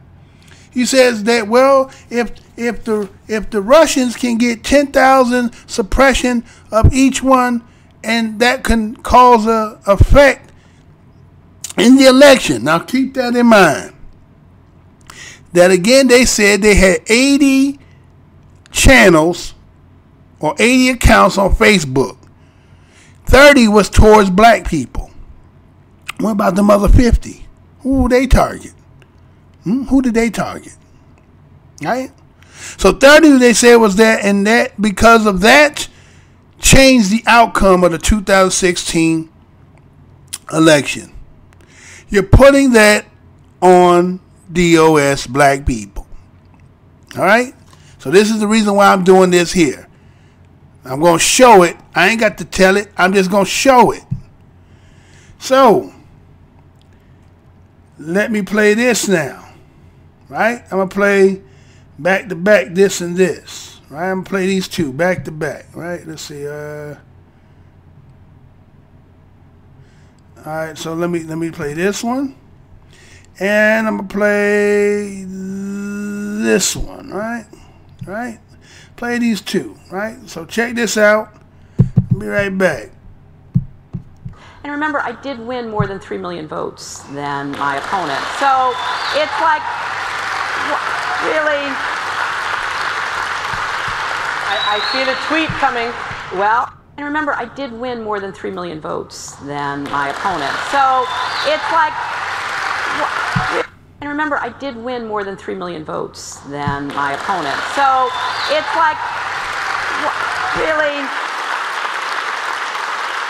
I feel a tweet coming.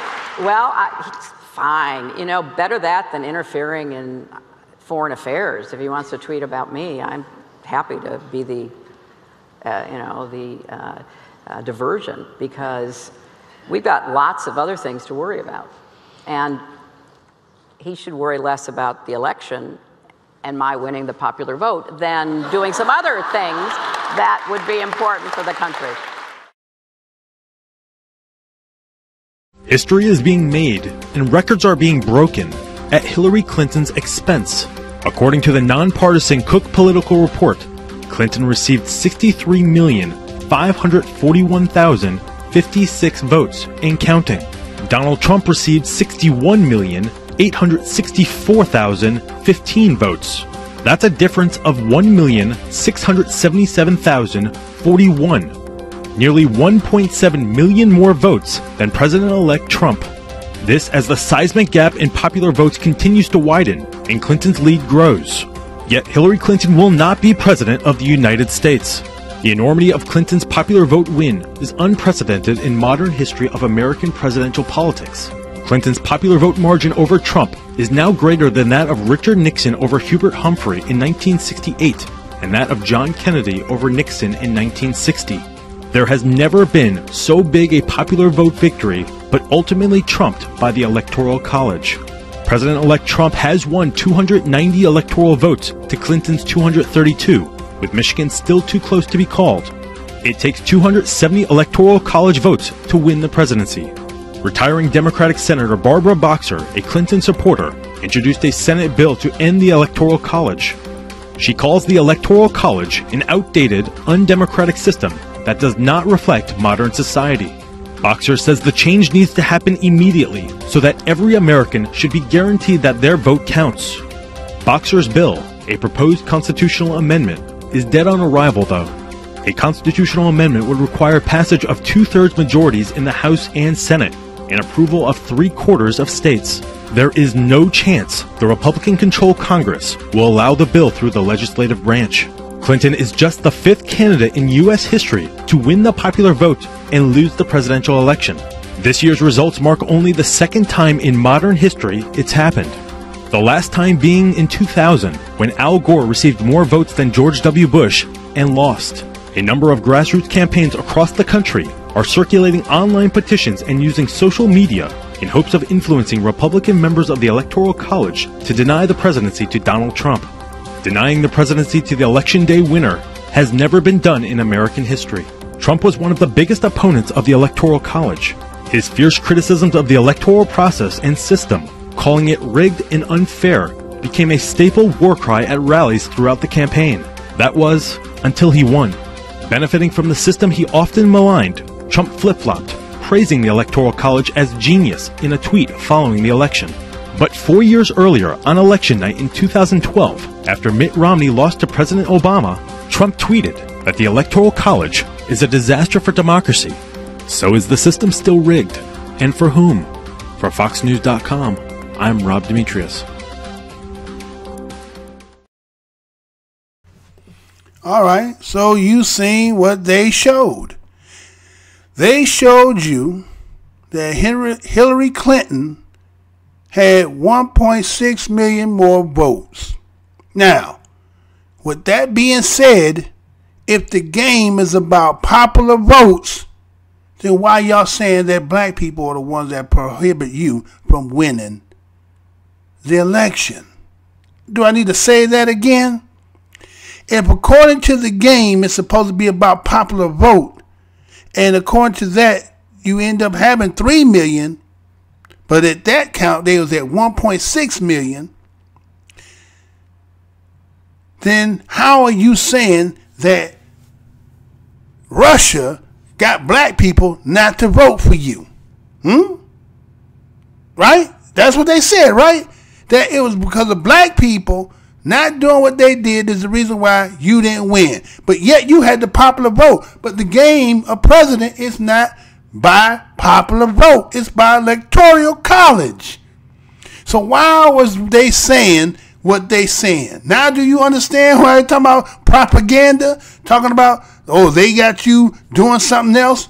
And then you have people in the black corner talking about bots and Russia, and these must be bots.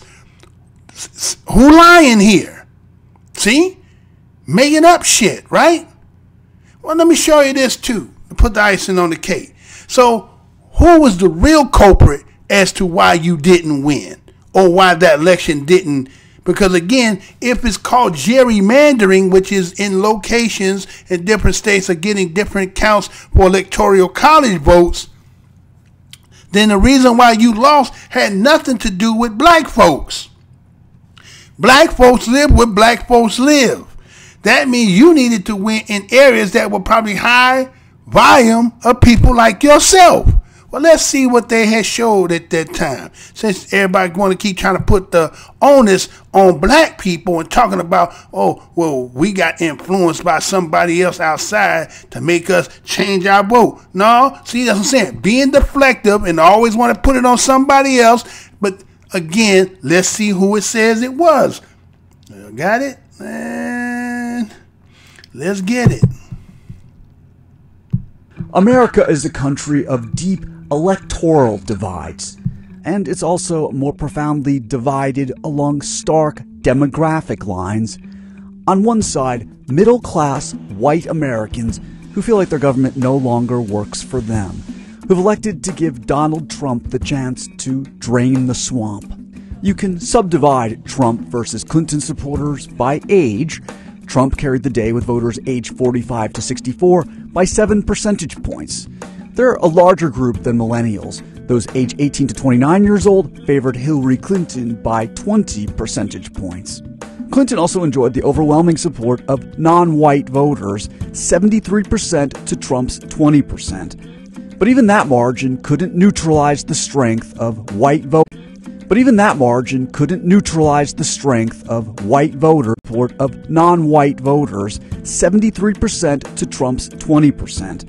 Clinton also enjoyed the overwhelming support of non-white voters, 73% to Trump's 20%. But even that margin Clinton also enjoyed the overwhelming support of non-white voters, 73% to Trump's 20%. But even that margin couldn't neutralize the strength of white voters who chose Trump 55% to 38%. Another sharp divide chose Trump 55% to 38%. Another sharp divide, religion. Americans who attend church once a week or more mostly took Trump's side.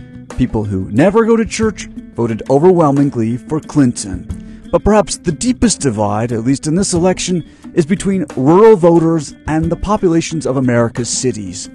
2/3 of people who live in cities favored Clinton. Trump won. Between rural voters and the populations of America's cities. 2/3 of people who live in cities favored Clinton. Trump won small city and rural voters by around an equal. The deepest divide, at least in this election, is between rural voters and the populations of America's cities. 2/3 of people who live in cities favored Clinton. Trump won small city and rural voters by around an equal amount. There's lots of ways to slice and dice the American electorate. So with all this division in the country, what factor, what demographic slice mattered most to Trump's triumph over Clinton? It may be impossible to say, but here's one theory. The first female presidential candidate in the history of the U.S. failed to appeal to enough middle-class white women. Here's one theory. The first female presidential candidate in the history of the U.S. failed to appeal to enough middle-class white women. This one theory.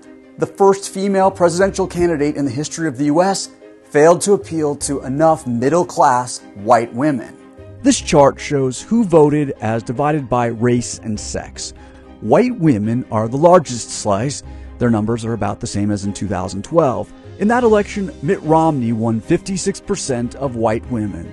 This year, again, the Republican won, Trump beating Clinton by 8 percentage points.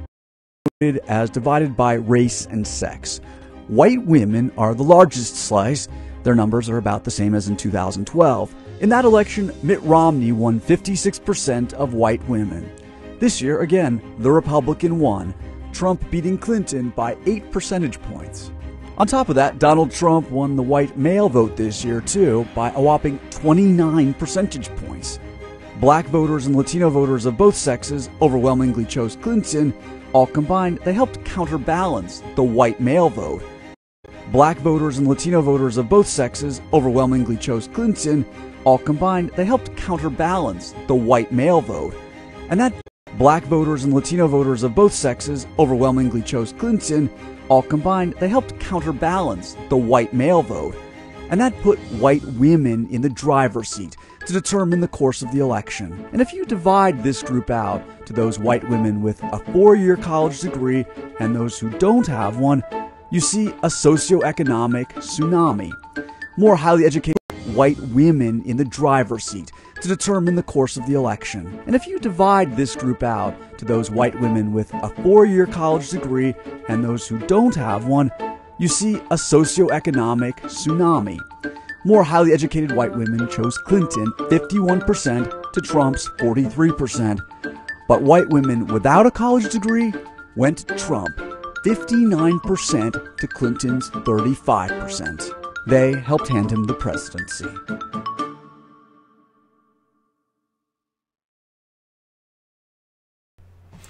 Well, I guess that means that when they said they had 80, remember they said the Russians had 80 accounts. 30 went toward black. But I guess that other 50 must have targeted poor white women. Huh? Is that who they targeted? Did they target poor white women?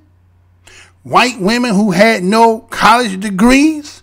So you try to say, oh, the Russian is going to got black people. No, goddammit, it was white women who they got to. Huh? Nobody done nothing for us. They don't do shit for us.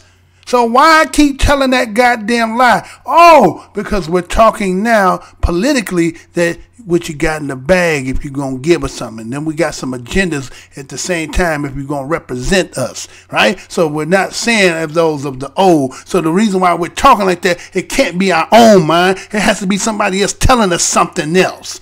Do I need to say that again? So you would keep saying that the reason why ADOS, Bados was BADOS, is talking and saying the things that they're saying is because they're being influenced by a foreign influencer. And that is the reason why what happened in 2016 is because black people did not come out and vote because they were suppressed because of a foreign entity, when the truth of the matter is your own people didn't vote for your own ass and your own gender because it wasn't about gender with them. It was about race first. And that's why we got all this shit with this blackface and all this shit going on, because they didn't stand with gender. They stood on race. Is that just the truth? Is that the truth? That looks like that's the fucking truth. So, and then we have somebody in the black corner and their whole constituents, all these people coming here saying all this stuff, calling DOS and ADOS and BADOS, calling them bots and all this stuff, when the truth of the matter is you selling that propaganda too. And that's exactly what this is. You selling propaganda.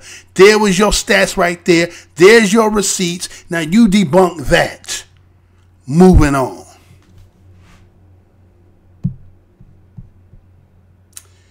All right, so now they talked about, right? They talked about in there. They said that they said Facebook. They use fuckbook, right?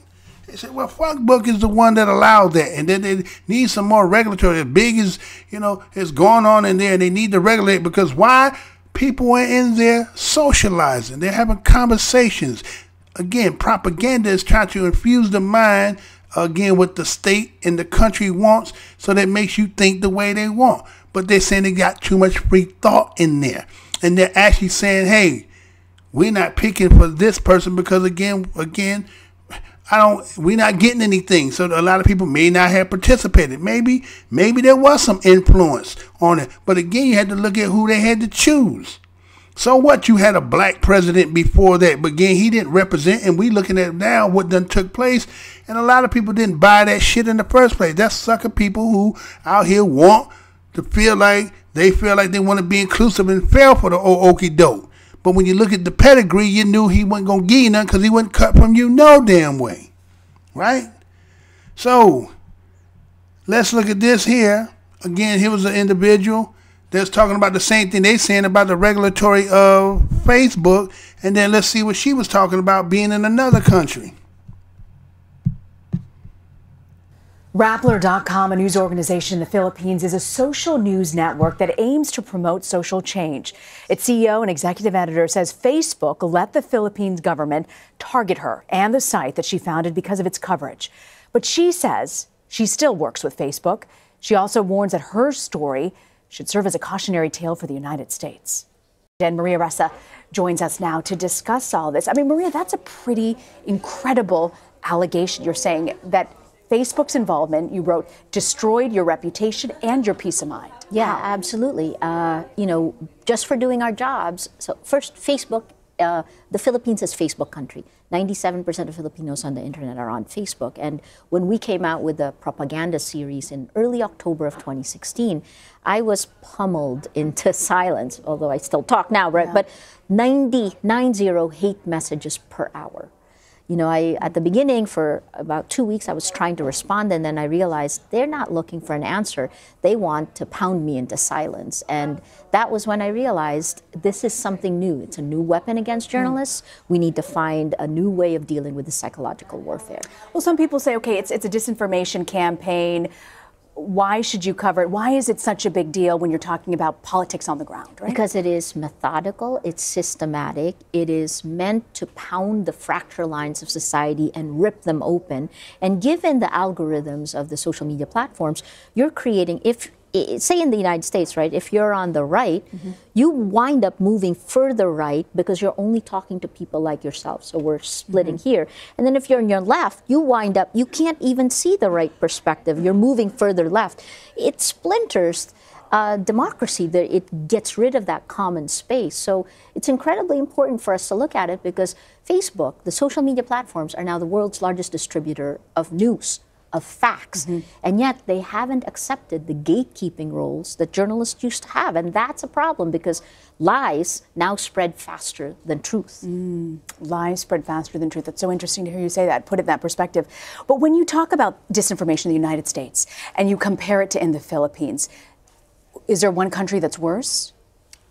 I think you're seeing similar tactics, and you can see, I keep track of the Mueller investigation and what's happening when the Senate Intelligence Committee released all of the data from the platforms, and we actually found links from the Philippines to the IRA based on the data that was there. This is a global system, and I think this is the biggest shift, right? What changed democracy globally? Like beginning of November 2017, these academic reports started coming out that said cheap armies on social media are rolling back democracies all around the world. This technology has shifted it. We have no idea. Part of the reason trust has been so shattered is not because of what journalists are doing, it's because lies are masquerading as truth and people can't tell the difference.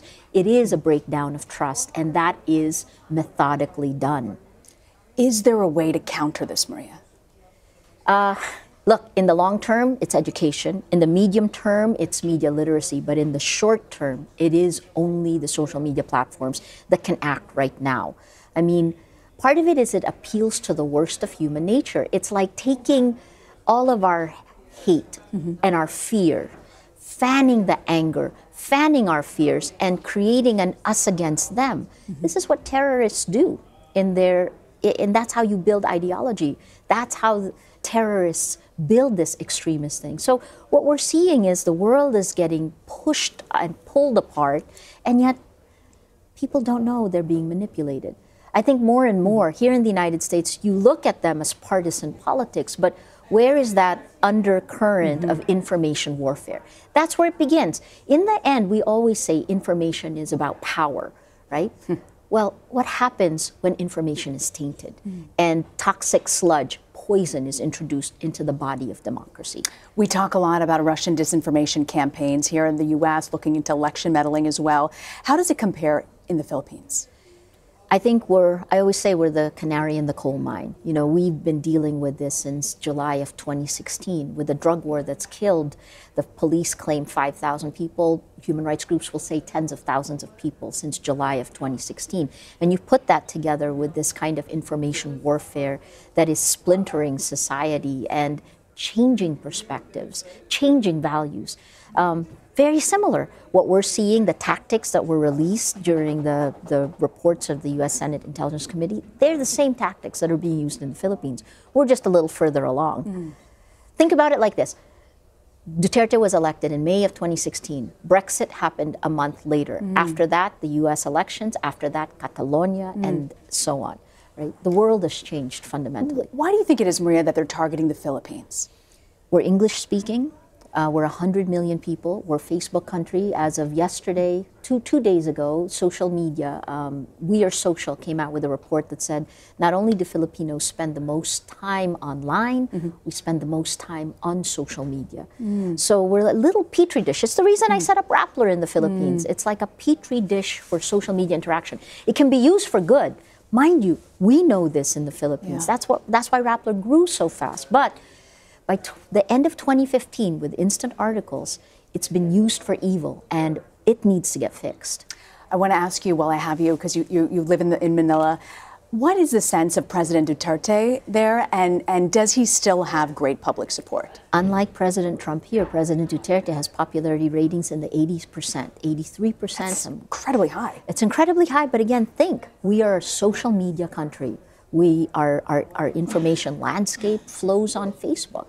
Part of the reason Facebook is critical to both power, attention, and information, right?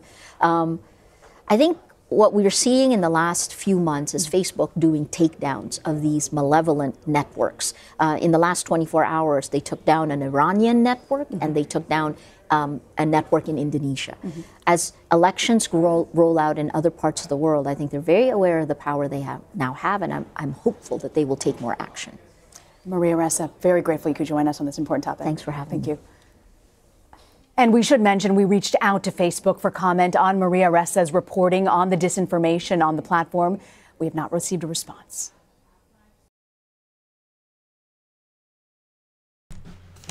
All right, so we see Maria Ressa from Rappler, and we talk about her and the issue she was having with Facebook and saying how she was being suppressed due to the simple fact that, again, when you look at social media and then when you understand propaganda, right? So it's like actually kind of a tool that can be used to actually revert propaganda, depending on, again, what they call influencers, right? You have people out here who are influenced with their platforms.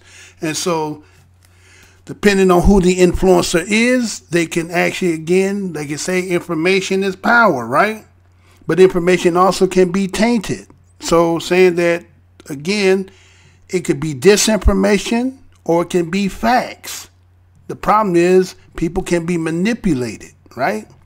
And so let's look at it from the DOS, ADOS, or the BADOS, right?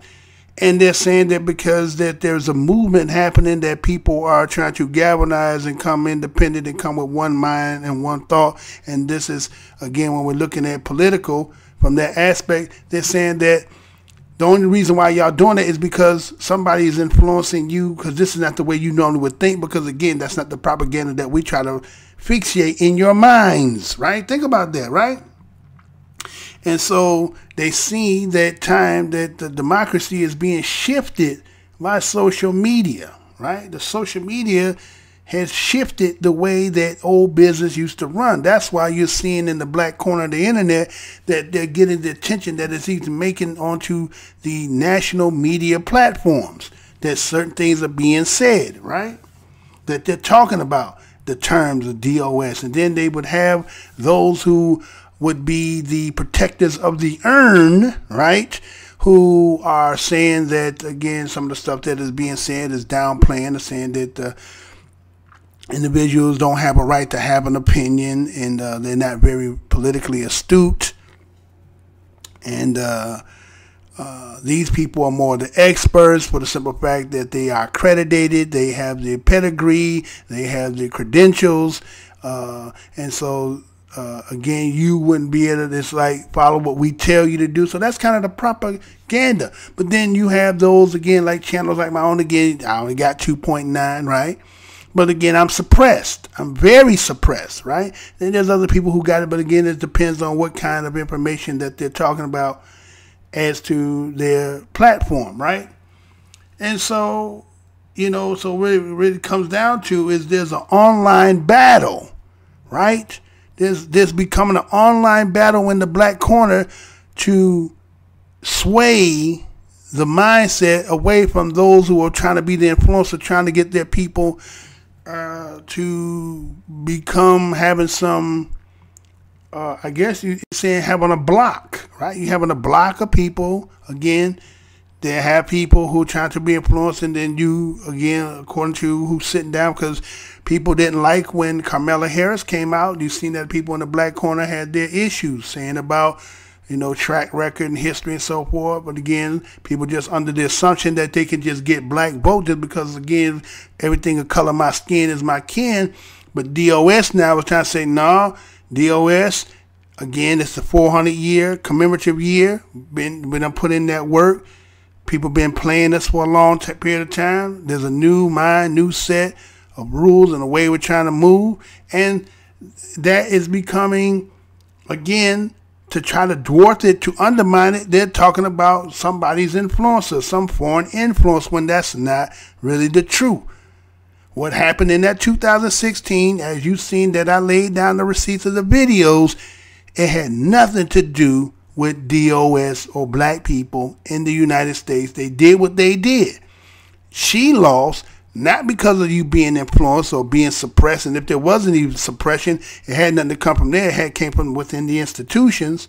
So that means that those demographics, those graphs that show the demographics and the race, it was white, poor white women who had no degrees. That's why you didn't win. Plus, you won popular vote, but you lost in the electoral college vote.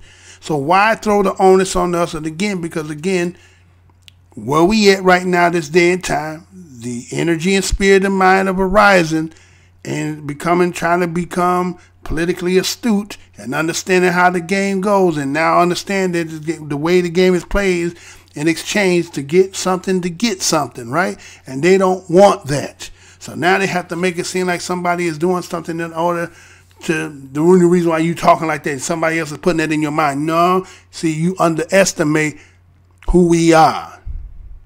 You can only suppress for so long. Again, they said the mind will itself try to fix itself, right? Matter of fact, if you take the Willie Lynch letter, it said that when he was on the banks of James River, said that this foolproof would last for 300 years unless a phenomenon. Well, guess what done happened?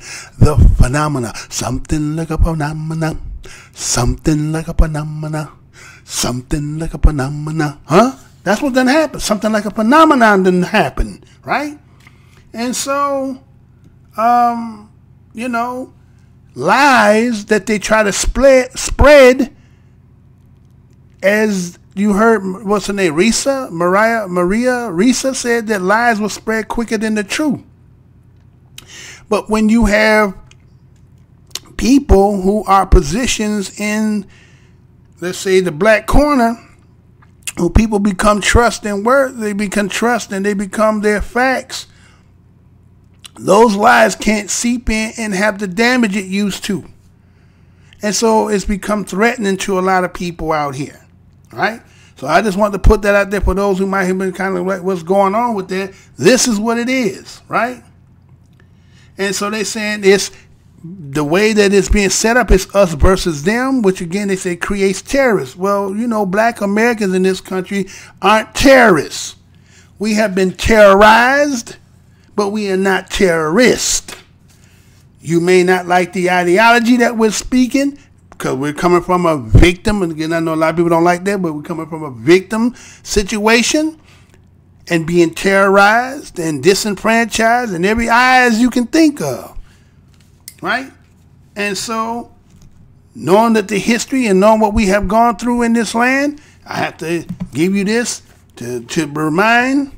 And while I'm going to do that, I'm going to have to give you another PSA, right? Let me give you another PSA. And then I'm going to end the show out on after this one here, because ain't got nothing else need to be said, right? Ain't nothing else need to be said. Because why?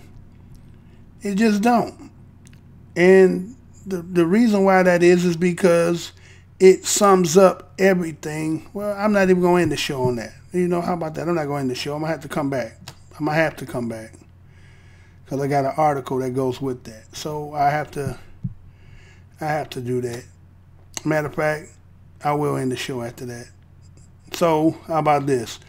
I want to thank everybody who came out, right? Who came, watched the show. Whether you give me a like, dislike, hopefully you did or didn't. Again, John Henry Clark said, all we got is each other. We see each other, give that universal nod. What's good, brother? What's good, sister? Peace, love, and hair grease to everybody. To the next show, Mr. Blood Your Minds. Okay? This show ain't over, but at the end of what you get through seeing, it will be over. So, PSA, and then gets to that article, and then to the next show.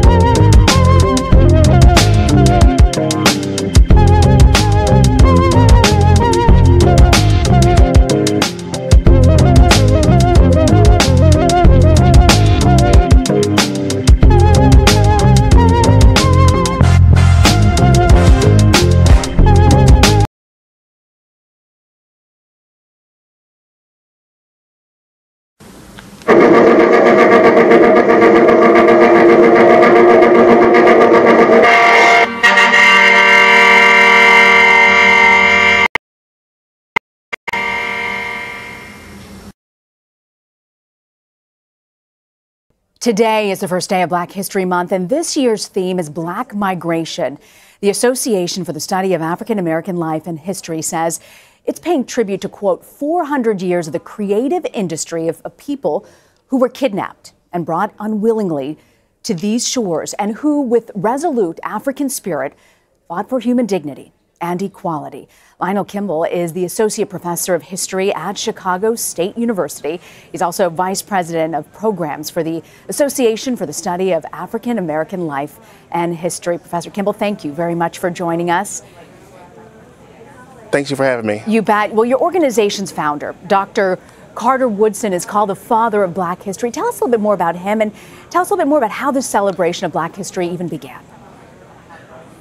Well, Woodson was a very interesting person. He was born of parents were slaves, lived in West Virginia, worked in a coal mine for a long time. But I think one of the things about his story, which is very fascinating, is that when he was working, many of the older miners saw something in him. They saw that he had this drive, he had this desire to learn stuff. He taught himself how to read. He became, some people actually call him one of the first black bibliophiles. He came from a long tradition of black people who owned books and read books. And he had this desire to educate himself. He went to Berea College for essentially a 2-year degree, and eventually worked his way up to Harvard University, the second African American to get a PhD from that university, following W.B. Du Bois. We look at him as the first professionally trained historian that studied the lives and experiences of African Americans. You know, and he goes on and he comes to Chicago to study at the University of Chicago in 1913. By 1915, he's still here. There's this huge celebration that the state of Illinois sponsors to celebrate the end of slavery and emancipation. He goes to this huge convention at this place called the Coliseum Auditorium, which was formerly in downtown Chicago. He sees thousands of people who has a desire to absorb and see these exhibits dealing with the perseverance of black people in the United States. And he goes back and he develops this idea, which he's been kicking around his head for a number of years, to form the association. And he meets with a colleague of his from DC and 3 people from Chicago, and they meet at the all-black Wabash YMCA, and they form the association in September of 1915. Yeah, you know, you mentioned that your organization's theme this year is Black Migration. How did you determine that to be the theme this year? Well, there's a couple of things. I think what's important about the association is that we've been setting the national theme for our 104-year history, and one of the things that happens is that our theme is one of the items that the president uses to sign the Black History Month proclamation. But this year's theme is urban migrations, which is very timely, considering for a number of different reasons. The first one is that we're celebrating or commemorating the 400 years of perseverance in this country, and that really grows out of those 20 Angolans that got off the boat in Jamestown, Virginia in 1619 in the Virginia colonies. So part of the story that we're telling is that from the moment that these 20 people arrived to the shores in the English colonies, that there's been a long struggle for African Americans to survive and persevere and maintain in this country despite a number of obstacles. So that's the one thing, we're celebrating that 400 years. But also, this is really commemorating really the turmoil that came about in many cities after World War I.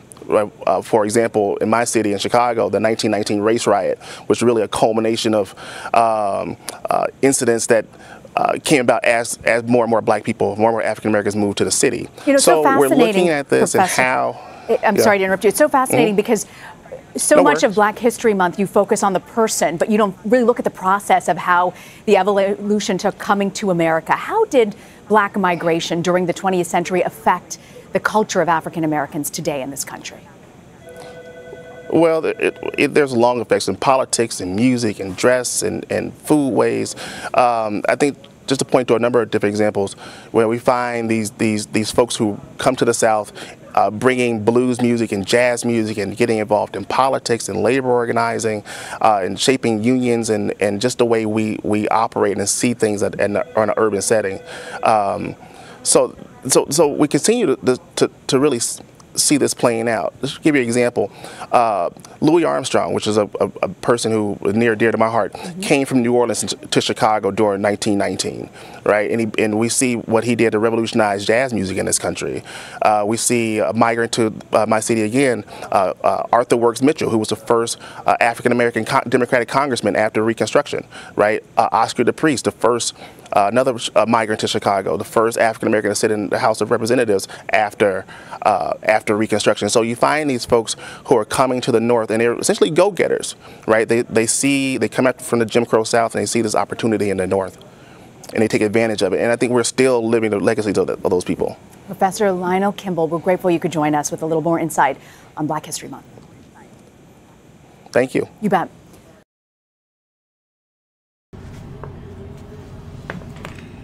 Great Migration, DOS. You know I'm going to say that again. Great Migration, DOS. The Great Migration, sometimes known as the Great Northwest Migration, was the movement of 6 million DOS out of the rural southern United States to the urban Northeast, Midwest, and West that occurred between 1916 and 1970. In every U.S. census prior to 1910, more than 90% of the DOS population lived in the American South. In 1900, only 1/5 of DOS living in the South were living in the urban areas. By the end of the Great Migration, over 50% of the DOS population retained in the South, while a little less than 50% lived in the North and West, and the DOS population had become highly urbanized. By 1960s, of those of the DOS still living in the South, half now live in urban areas. And by the 1970s, more than 80% of the DOS nationwide lived in cities, and in 1991, Nicholas Lehman wrote that the Great Migration was one of the largest and most rapid mass internal movement in history, perhaps the greatest not caused by the immediate threat of execution or starvation. In sheer numbers, it outranked the migration of any other ethnic group, Italians or Irish or Jews or Poles, to the United States. For DOS, the migration meant leaving what had always been their economic and social base in America and finding a new one. Some historians differentiate between the first Great Migration, 1916 to 1940, which was about 1.6 million people moved from mostly rural areas in the South to northern industrial cities. And the second Great Migration, 1940 to 1970, which began after the Great Depression and brought up at least 5 million people, including many townspeople with urban skills to the north and west. Since the Civil Rights Movement, at least rapid reverse migration has occurred. Dubbed the New Great Migration, has seen a gradual increase of DOS movement to the South, generally to states and cities where economic opportunities are the best. The reasons include economic difficulties of cities in the northeastern and midwestern United States, growth of jobs in the New South, and its lower cost of living, family and kinship ties, and improved racial relations. As early as 1975 to 1980, several southern states were not DOS migration gainers, while in 2014, African American or DOS millennials moved in the highest number to Texas, Georgia, Florida, North Carolina, and California. DOS population have continued to drop throughout much of the Northeast, especially from the states of New York and northern New Jersey, as they rise in the South.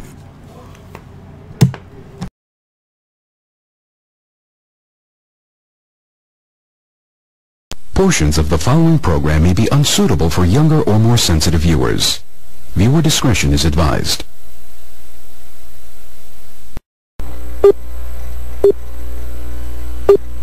Remember, the enemy has only images and illusions, behind which he hides his true motives.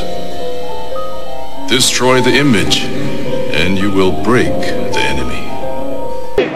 I'm here to tell you tonight that the businessmen, the mayor of this city, the police commissioner of this city, and everybody in the white power structure of this city must take a responsibility for everything.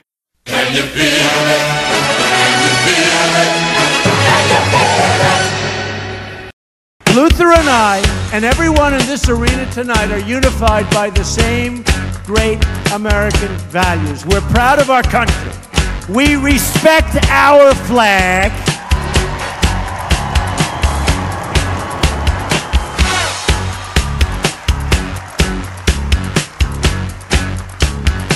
Wouldn't you love to see one of these NFL owners, when somebody disrespects our flag, to say, get that son of off the field right now, out, he's fired. He's fired! Race is when you use your power and influence to subject people into inferiority. Utterances can't be racist. Look around you, man. They own this shit. They own this couch you sitting on, them shoes you got on your feet, this building, this school, this country, you. We're behind enemy lines, dog. So you must first of all remember that this system was not originally designed with black people in mind.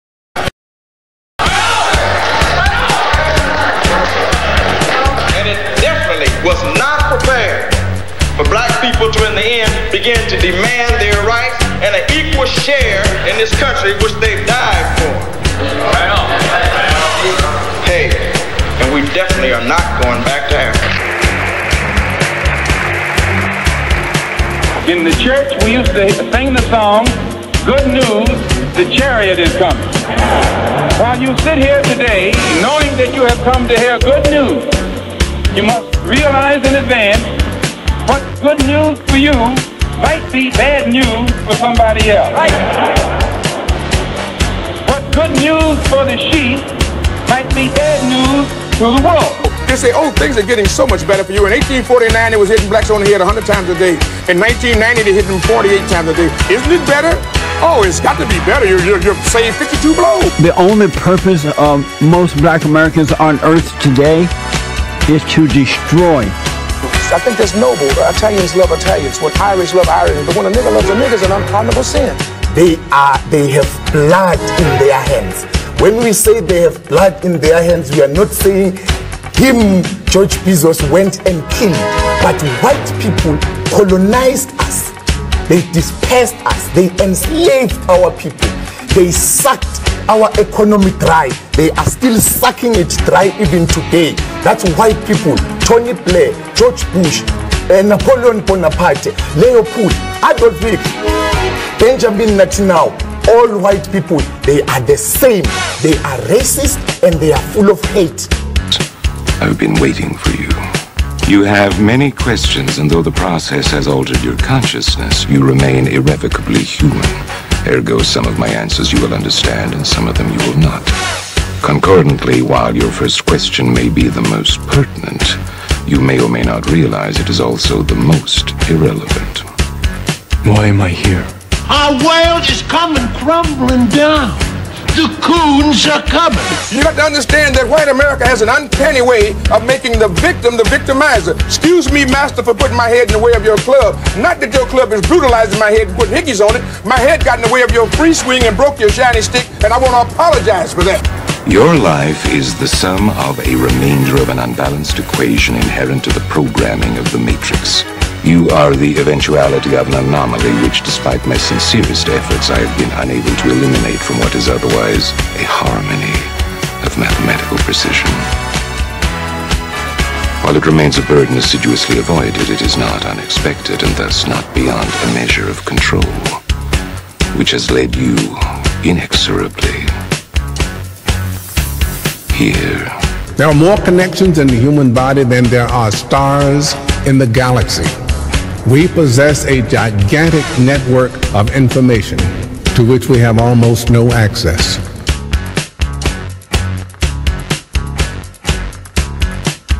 Matrix is older than you know. I prefer counting from the emergence of one integral anomaly to the emergence of the next, in which case this is the 6th version. 5 months before me. 3. There are only 2 possible explanations. There were 5 months before me. Either no one told me, or no one knows. Precisely. As you are undoubtedly gathering, the anomaly is systemic, creating fluctuations in even the most simplistic equations. Can't control me! I'm gonna smash you to bits! You can't make me do anything like prick! Choice. The problem is choice. Let us remember that we are not brutalized because we're Baptists. We're not brutalized because we're Methodists. We're not brutalized because we're Muslims. We're not brutalized because we're Catholics. We're brutalized because we are black people in America. Because white people made him to be what he is. They made him to look evil, because that's their role, to make all of us black people to look evil and to hate ourselves. I can't hate. You're a nigga till you die. If you're a poor nigga, you're a poor nigga. If you're a rich nigga, you're a rich nigga. But you never stop being a nigga. And if you get to be educated, you're just an educated nigga. I'm told every day I'm on air that I'm racist because I call out racism. That is maddening to me, and I'm crying about it because it's crazy. So the Honorable Elijah Muhammad is teaching you and I and trying to tell the white man to get this powder keg out of his house. Let the black man separate from his house. Let the black man have his own house. Let the black man have his own land. I thought the bitch was white! Damn it! I thought the bitch was white! That's true. I think that white people are so guilty, knowing what they've done to black people, that they feel if the deeds were reversed, they would hate the black man if he had done the same thing to them. So it's actually, it reflects a guilt complex on the part of whites when they ask us, do we hate them? And if you notice, Uncle Sam has formed a habit of going all over the world. He calls it the ugly American, or the American image. He thinks that everybody hates him because it's a guilt complex. And if you think that if you are worried about Europeans hating you, and they're your allies and your cousins, well, naturally it would follow for you to think that Negroes in this country would hate you, especially in light of what has been done to black people in this country by white people. Now check it out. The white ball dominates everything, right? It knocks this shit out the yellow ball, the red ball, right? And the game's over when the white ball drives the black ball completely off the table. But you have to see that all of this is hypocrisy. I love Malcolm. called me the Sunday that he died. I was working Basin Street East. He said, Brother Greg, you coming by today? And I said, Malcolm, I love you. And I said, I love you so much, I don't even want to take a chance to be there. He said, what do you mean, Brother Greg? I said, well, I close tonight, Sunday night at Basin Street East. And I said, but I had my wife book me a flight into Chicago at 8 o'clock this morning. And I'm going to Chicago, and I had way beneath my salary, booked me into a college about 10 miles from the airport. And I'm gonna go there and speak this afternoon, and I'm gonna stay there until they tell me you dead. Because I'm not gonna let this government get two of us for the price of one. And I'm gonna call Adam Clayton Powell when I finish talking to you and beg him not to come there. Because today, the United States government gonna get you.